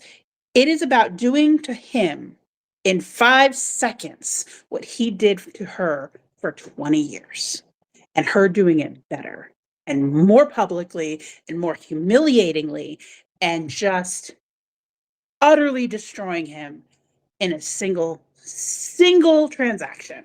That's what it's about. And a manipulation that he can't win. Like, I think, yeah, you're right. And because all of this is on the show, and she's approaching it in a way where he's actually having these conversations on the show rather than otherwise where he's trying to have all these more specific things off the show. For some reason, it's like this dance is happening and he's talking about all of this stuff on the show. I'm not sure. I see what you're saying where it's like the money isn't an issue. I just wonder, sometimes they talk about money being tight and they don't have money and stuff. So it's like, do you have the money? Where did all your money go? But so I see that part of it where it's like, is it really that she doesn't have any money? But I could also see Janelle doing this where it's like, I don't know. It's a weird thing because they talk like they don't have money. But then on the other hand, it's like, I feel like her position is she let go of so much and didn't care about so much for such a long time. Mm-hmm. And this is like the one thing she's not going to be flexible on. She's claiming back. And then towards the end of this conversation, kind of almost at the very end of it, she tells him that she spoke with the lawyer that they originally talked to about basically reconfiguring the property or dividing it up a different way. And that when she spoke with the lawyer said he would be more comfortable if Cody came in with her. I think maybe because that might have been his original client or whatever. in regards to the property. But anyways, when she told him that she talked to the lawyer, it kind of threw him off, where he's like, whoa, like you went all the way to what did he say? Something about you went all the way to the end of the conversation, or like, what did you do? Like, you could tell he didn't really have he kind of had a response, but not really, but he was really thrown off that she said that. Cause I think in his mind, the last thing he imagined Janelle would do was to get a lawyer involved. Like, he did not think she would do that at all. And in his confessional outside of this conversation, he's like very antagonistic and very like, oh, well, I can get a lawyer. She's going to a lawyer and she just wants to fuck me over. So I'm going to get a lawyer to fuck her over. And it was just like way too intense for what it was, where it's like, she saw a lawyer you dealt with. She saw someone who's familiar with the situation. She didn't go get some like, I don't know, it's Flagstaff. So she didn't get the highest paying lawyer in Flagstaff. You know what I mean? Right. Right. I also think that if I were trying to be a show that basically catered to people like us, right? I wouldn't go around saying I have money either, because now they got rich off a show and they become separated. They're not the working class anymore. They're kind of above us. So it's like we're watching a train wreck of somebody who's no longer working class. And I would, if I were in that position, I would hide the fact. I'd be like, oh no, I need money. And I would play that role while hoarding my money in the bank. Because it's the projection. It's the, we're a family unit. It's kind of that projection that they have, that they're not Right. the wealthy. And when they are, I mean, there is no way for 8 years they're letting people in their home and not making money off of it. That just seems foolish. And where Cody is foolish and Robyn is foolish, not for a second do I think that other lady who I have Feet, I've named her Feet now. Oh my gosh. I don't know why. Who she is financially driven. She's well versed in the world of economics, right? Even if she was under this abusive relationship, she still understood understood the world of money.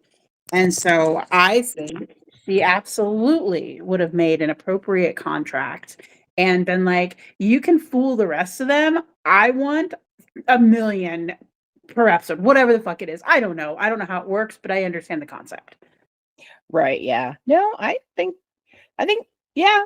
I mean, I'm kind of divided on both. Like, I guess maybe I want to believe what's portrayed in the show. Like, maybe it's more relatable to believe that it's a struggle and that this money, she desperately needs this money. So I do buy into that. But I also see what you're saying as well. Because if I look at like Cody and Robyn's situation off of the show, they just bought a $2 million home in Flagstaff. Right. And then Janelle bought this, some kind of, it was like a flower farm or some kind of farm out in North Carolina with her daughter and son-in-law. But I haven't done research into that to see like, how much did they buy that for? What kind of business did they buy? Like all of that, I don't know. But yeah, I think what you're saying is really interesting though. And if she is at all like you, would definitely have money saved. And wouldn't be she living wouldn't need money, because even if she didn't, she could make her own. She would go to work, make her own fucking money, and screw them. I think it's not about money. It is the easiest way to stab him in the soul. Yeah. He has no heart. That's why I went for the soul. That dude has no fucking heart. And Janelle has this interesting part of her personality, and I've heard other podcasters comment on it, where she says mean, cutting things, but in a way where people don't perceive them as being mean. Yeah, she's a lot like I am. She can distance herself from stuff. She has a way about her, and I just wonder how aware she is of that. Oh, I'm sure she's self-aware. Oh yeah. Yeah. Because Cody does kind of look like a crazy person sometimes, where he like called her like the Teflon Queen and says mean things about her because the fan base really likes her, right? So they kind of just look at him like he's this crazy person. But I guess maybe I just have a lot of unpopular opinions, but sometimes I hear Cody say stuff and I'm like, he's pretty right about that situation, even though you don't want to say it because he's a terrible person. And then when he says stuff about Meri and divorcing her and stuff and how terrible she was, I mean, the book they wrote definitely shows Meri was a bitch. So it's like sometimes that's the first wife, right? That was the one you actually don't like, that I say that she probably wasn't, but whatever. Right. The one I say I don't like, but the one you're like, why are we blaming her when he's the terrible one? And but it's like he does say things where it's like it resonates with what was written, with how their whole situation started with. But it's like you never want to agree with the narcissist and be like, oh yeah, they're right. Right. But sometimes narcissists are, I mean, a clock is always correct twice a day, right? Yeah. Well, just because they don't see value, or it's not important to them, doesn't mean they can't see things that are true. Right. But it does hurt the soul a little bit when you're like, oh yeah, he is kind of right about that. Yes. Yeah. So I don't know. It's kind of crazy. This property they bought. It's like, oh, I was telling you about it.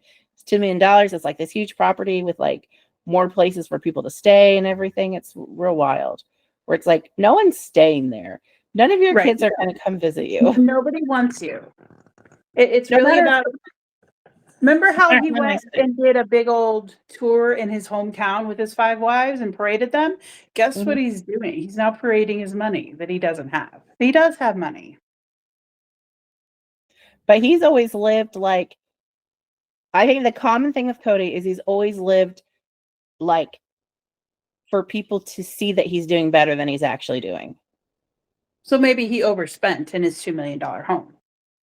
Oh, for sure. Like in his mind, I think spent in a way where it's like, oh, we're hot shit and we're going to be this way for a while. So he's anticipating money coming in that there's no guarantee that it will be that. And then all of his wives are leaving him. So all of the women that have made the show are gone. So he's going to have a sister wife. His sister wife. So now he's going to hell. Now he has a sister wife. And eventually she's going to leave him too. He needs to get on the ball and just start making other wives. I mean, Robyn is so codependent on him, so I don't know. It just reminds me of like that ex-sister-in-law so much, of like just not seeing a situation for what it is until it's too late. But with that, I feel like Robyn is in the perfect place of, if she did divorce, if she really was seeing the situation for what it is and did divorce him, this would be a key time to do it when the show is paying them more money, when they just purchased this house and they've done all this stuff. Like, this would be a key time for her to do it, because she still has 2 kids under 18. So she could get alimony, she could get child support, she would get part of the businesses. She would be set up very well. She would. And then he can get a show, Road Warrior, where he just does exactly what he was talking about doing, just kind of wandering the country as a crazy person. Yeah. And he does stuff that he feels like he's so fucking smart, and he's such an idiot. Like this one thing I saw where like the house they bought. So they bought it and then they put it in a trust. And I think he thinks a lot like my brother, where it's like the court can't find the paper trail, like because of the situation with Christine, right? So of how the court's going to decide like custody, the child support payments, right? So if he can hide things and not have it be part of. He doesn't know he's on a show, right? That's aired. I just think publicly some people think the court for is so everyone to dumb see. and can't find the path of the trail or see where you put your money. Like it's just annoying to me that some people are so stupid. And so like just the lazy way of, I don't know. It just annoyed me when I saw that, where it's like, okay, it was in your name for like a couple hours and then you put it in a trust and you think this trust is going to shelter it. You know, It's you have just to name the trust, right? You have to who owns the trust? I mean, it Yeah. it in the end, none of that matters because he's on a television show. Yeah. Any lawyer, a quick Google search will fix the problem of knowing where the trust belongs. Right, exactly. So it's just Just saying. stupid shit like that he does. Like just stuff where it's like you don't have a good lawyer. If a lawyer is telling you to do this stuff, you don't have a good lawyer, period. And then also it just reminds me of stupid criminal stuff that, Things that I would give people to give good ideas. You know, it'd be a really good idea. A really good idea. Put your house in a trust. Go through a bunch of work. Put your house in a trust. Nobody can touch it. And then when he gets divorced and sued, then he has to pay a bunch of money to untrust it. Then he has to pay a bunch more money to untax it. Then he has to pay a bunch more money. Oh, it's just a big old pile of mess. And I am happy. And I want to see if I can find this picture and screenshot it just so you can see. The listing on like the Zillow listing, I think isn't up anymore, but people have taken like a million screenshots of their house. Where's the bedroom one? This is the living room. Shoot. Well, I wanted to show you that they bought all this artwork that's all over the place. Ooh, I think you can see it in this picture. Oh God, I don't even know where my phone is anymore. Anyways, their living room, they have like all these pictures, and then people went and looked up the images, and it's this one guy's artwork. And some of the paintings are like 8,000. They're like anywhere between 6 and like 12,000 per art. wow. And they have them all over the place. They probably have at least 20 of these. Was he all like a over their personal house. friend of them, or and that's why No, and I think there's an episode where all the paintings were blurred because apparently the artist got really mad that the art was shown on the show. Yeah, so I don't think a friend. I think they just bought a bunch of this guy's artwork. Huh. Yeah. Yeah, so I don't know, but yeah, no, it was kind of like just, people talk about, oh, they're hiding their money in the artwork. They're buying stuff to, hide their money and stuff or whatever. Yeah. But it's like a crazy amount of money in the artwork and just like decor and stuff around their house. Like people were doing like reverse image lookups of stuff. And it's like, this thing is 10 grand, that thing's 10 grand. Just the most ugliest things you could buy. I'm very sad that I haven't figured this out because I would totally love to show you these pictures because they're amazing.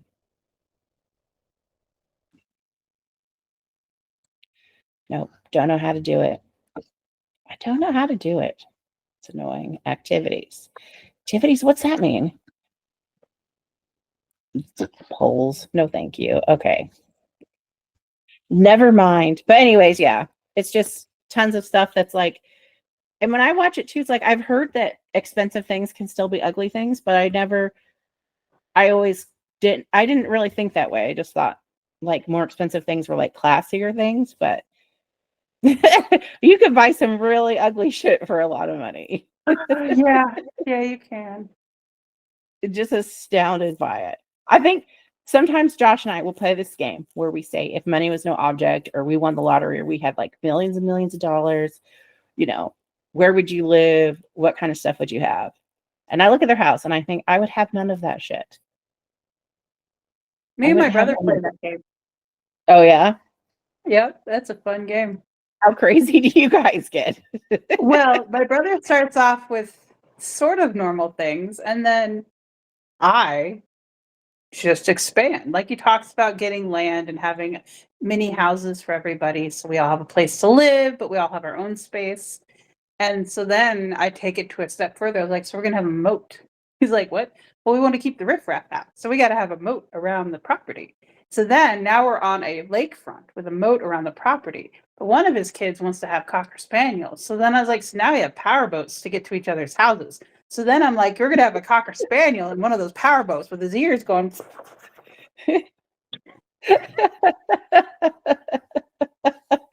Wow, what a dream. And it just kind of keeps going from there. Oh my God.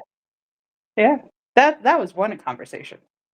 That's amazing. Oh my gosh. I love to hear you and your brother talk. You guys, it's just entertaining. I can't even put it in words how entertaining it is. I love it. I love it. It's great. I never know where it's going to go. And then your brother's one of those people like he can jump from tangent to tangent, but he doesn't ever lose his place of where he was. Yep. Well, ADD. Welcome to my world.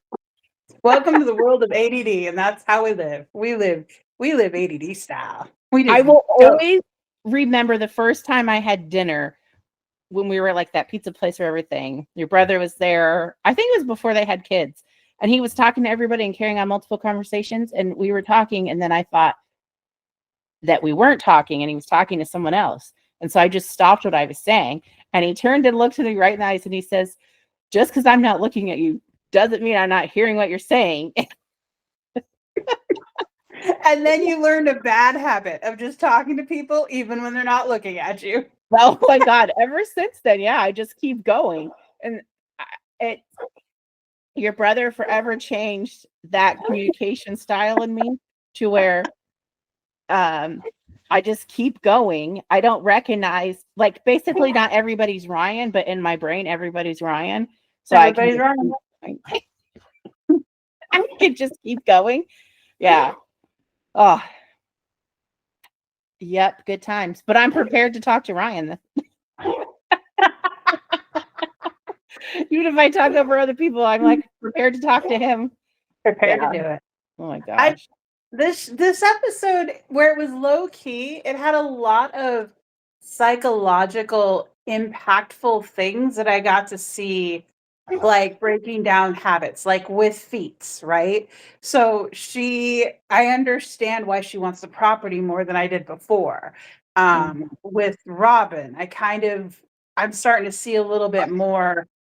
Not that she's chained to the wall, but kind of see a little bit more what's going on. I still don't agree with Meri, but we'll see about that. And then with Dinosaur Girl, she does stuff for me, and I like dinosaurs. That whole situation, I actually get that more too. I didn't catch on to the teenage phase in the first conversation, so really, it kind of lends credence to their behavior that they're actually doing what they're doing is actually real and authentic, because I'm like, oh, I know what that behavior looks like and smells like and tastes like, and that's what it is. So it's more real.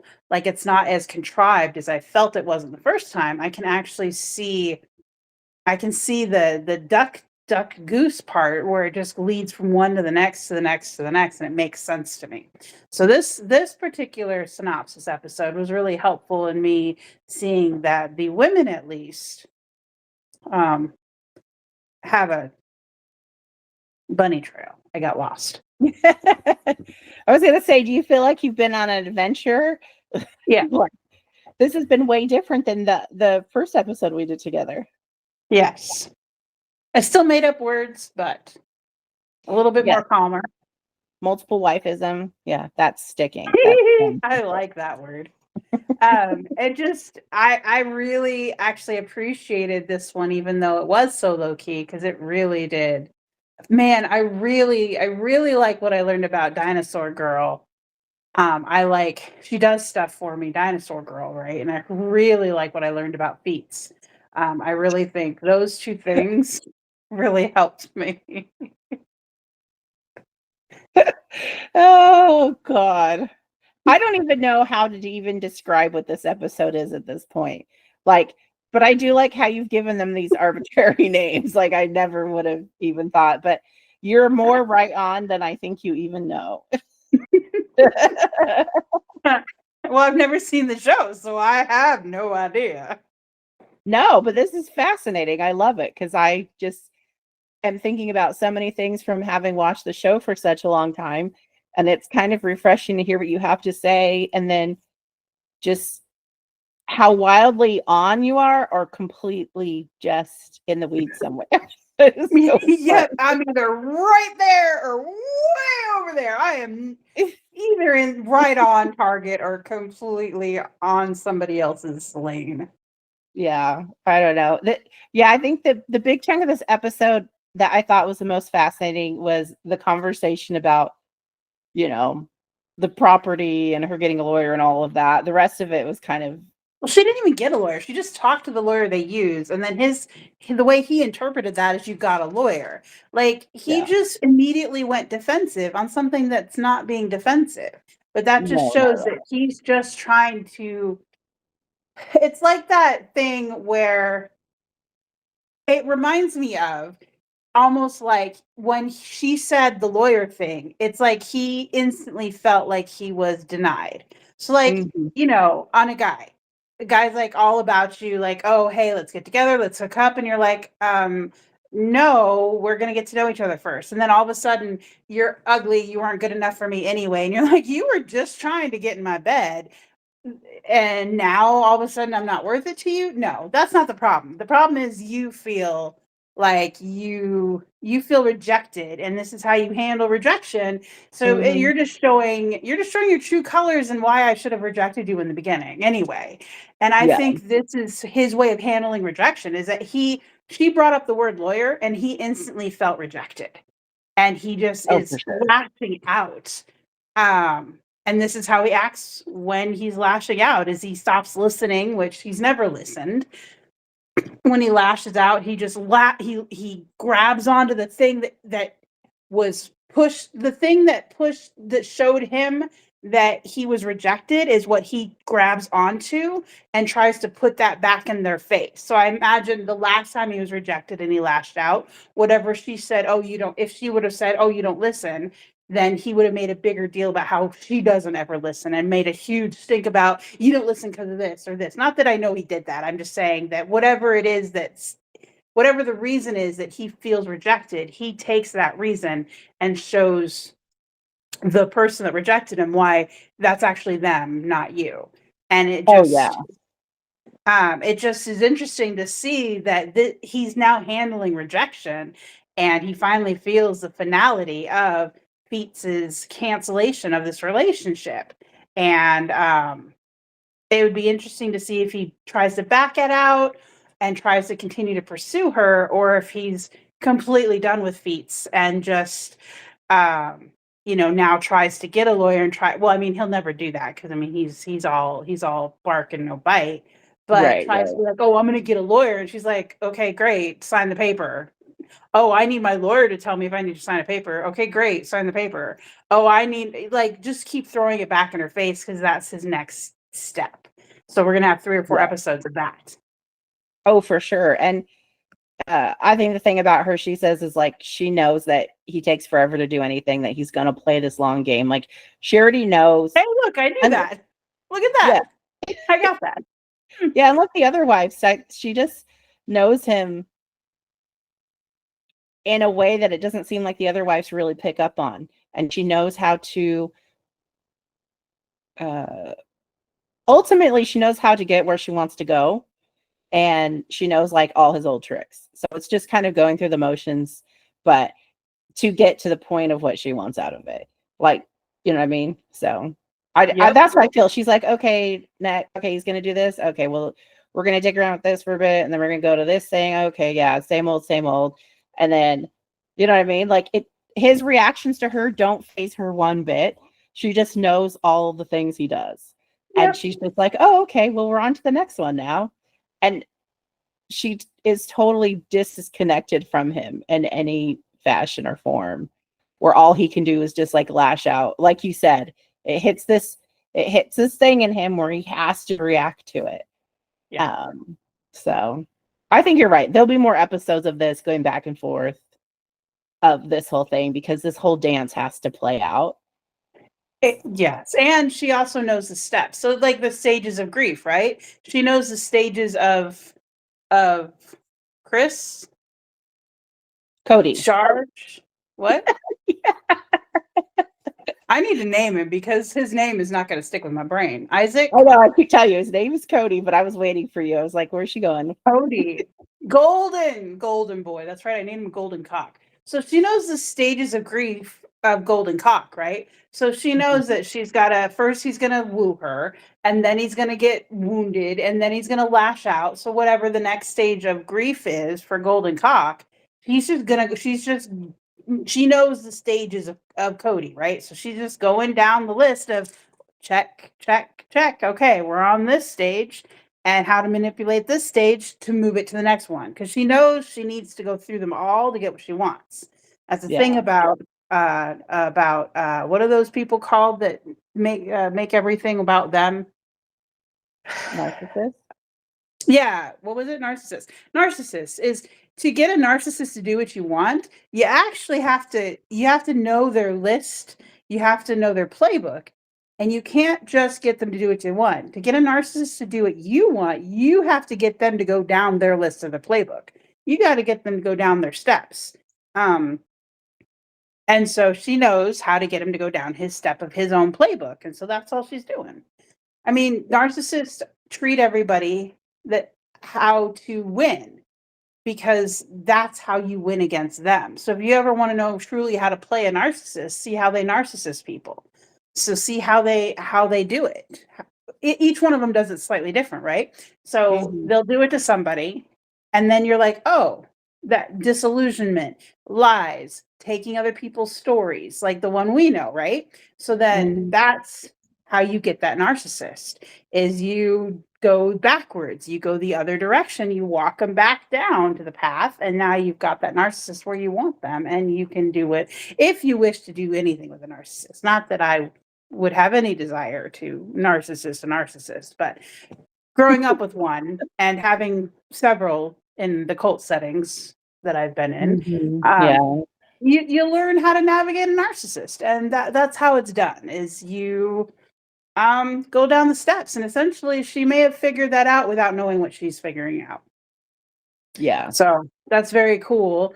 And essentially she's now teaching the world how to deal with narcissists by her actually walking him back. So now all of you people know how to deal with a narcissist. I love that.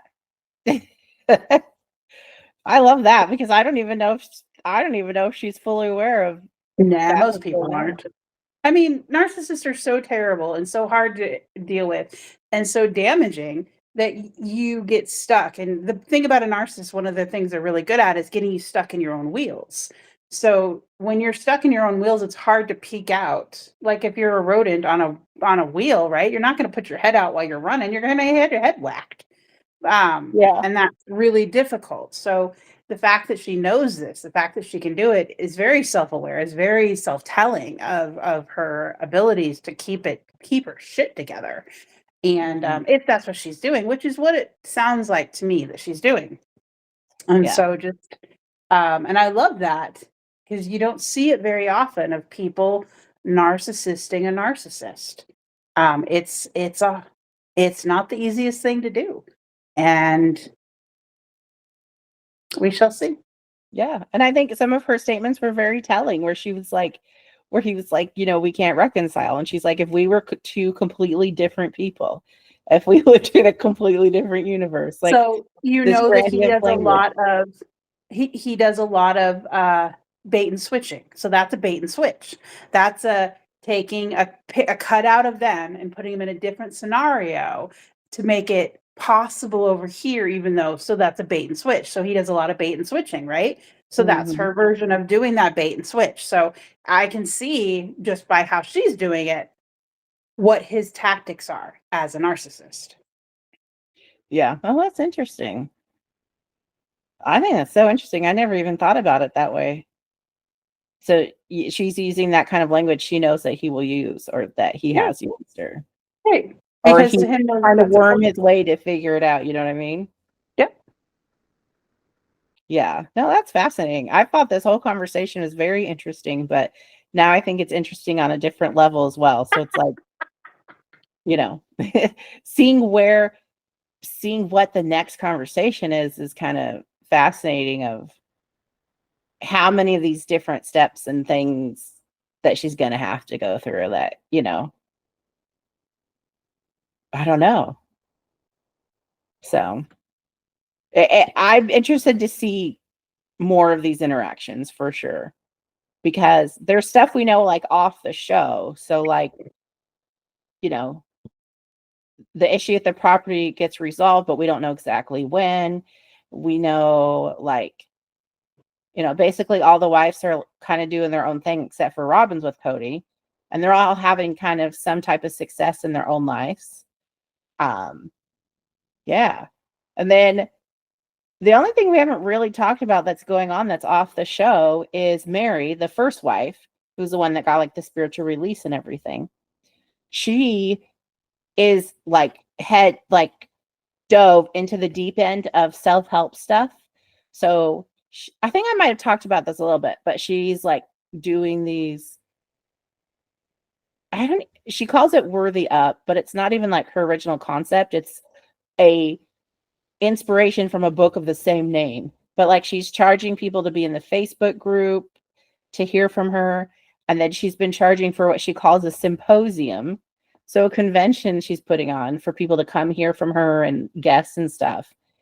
And it's people who have gone have said they still don't understand what it is, because it's just like, not quite, or maybe it is self-help. I've never been to a self-help thing, but it kind of reminds me more of like church stuff we would have gone to, where they're always like raising money or trying to get you to sign up for stuff, or you don't really know what exactly this is for, is the feeling of her stuff. And like just getting people's money out of them. And you just leave from these things feeling like, what did I just listen to for the past 2 hours? Or what the hell is going on? Like, what am I getting out of this? Like, people leaving just as confused as when they first walked through the door. So she's, I guess trying to make herself her own cult leader. I don't know what exactly she's up to, but it's just very strange. And everybody's who a part of it says it's real weird and real, Wow. like, She's doing a terrible job as a cult leader. Yeah. And she has these people she's associated with who speak at these things, but they're like very new friends, very new connections. They're not really anybody in their own right, besides her saying it's someone you should listen to. Huh. Yeah. Yeah. She's a terrible cult leader. So it's so strange. And what I think is so like insane to me is that none of these people so like there's other shows where people have launched businesses and kind of bank off their popularity of being on the show. This family hasn't done anything that's real like making a buck. That's like a good idea of, at least using your fan base to make your business profitable. It's very strange. So it's something that gets talked about a lot, where it's like, of all the stuff they could do, you could sell stickers of your face, like all the things you could do that you don't do. Like, well, Socks now can sell her pictures of her feet. We got Golden Cock. I mean, he can have the Golden Cock Award. That'd be amazing. We have Meri's now Cult Meri. Yeah. Dinosaur. Dinosaur. She's the only name I remember is Cult Meri. But she's not Cult Meri. We got Dinosaur, and she does stuff for me, girl. Mm-hmm. She does stuff for me. So how did they end the show today? What was like what was the thing they left you with? Besides sadness and questioning your worthiness. I mean, I just remember that the end of the conversation, because they're kind of in this upstairs portion of this restaurant, and it kind of ends with them talking about the lawyer. So they both get up from the table and they kind of awkwardly are trying to go out this narrow door and narrow stairs. And then I think it has some coming up thing at the end where it's like, I don't know. Next time, just socks. Next time, some shit that doesn't seem that interesting. Right. But I think this will be good. Next time will be good because maybe more Christine and David doing more wedding stuff that we don't. Yes, I like dinosaurs, and she does stuff for me. Oh, I remember. You remind me now. Okay, so they were showing the next episode of some party. I don't remember what the party is, but it was the first party where David is going to be with Christine at the party and Cody's coming with Robyn. So it's going to be the first time the ex and the boyfriend meet. Why are they going to a party together? Oh, because of children. Got it. Yeah, I don't. Yeah, maybe children. Yeah, I don't remember specifically. I barely made it through that episode, and you just barely reminded me of that scene. Yep. Well, it just didn't stick because it wasn't interesting. It was like all they showed was them being in the same room, and I feel like if it was really something, they were going to show them like maybe a part of a conversation, then cut it so you have something to be like, ooh, I want to see that full thing. But they just kind of look at each other across the room, and that's it. That's the teaser. They look at them across the room, and then Robyn says something in her confessional about she doesn't know how this is going to go or some shit. But yeah. Well, you thought this episode was boring until I pointed things out, and now you're like, oh, this ended up interesting. So next episode. It did, and it elaborated a lot more in the conversation with him and Janelle, and I liked it so much. So yeah, that you helped me enjoy the show more, and you haven't even watched it. So I've never watched it, and I never will. For your service. Yes, God has bestowed on you the blessing of this show. Yes, and like you said, you have not watched it. You will never watch it. No. I haven't convinced you to watch it yet. No. Okay. No. Failed twice. Check and check. I can't even watch shows. I said this at the beginning. I can't even sit through a show I like. Oh, okay. All right, we're good. We're done. We finished the episode. Woo. All right, I'm going to bed. All right. Good night. Night. Thank you so much for listening. I appreciate it. And we'll see you next week.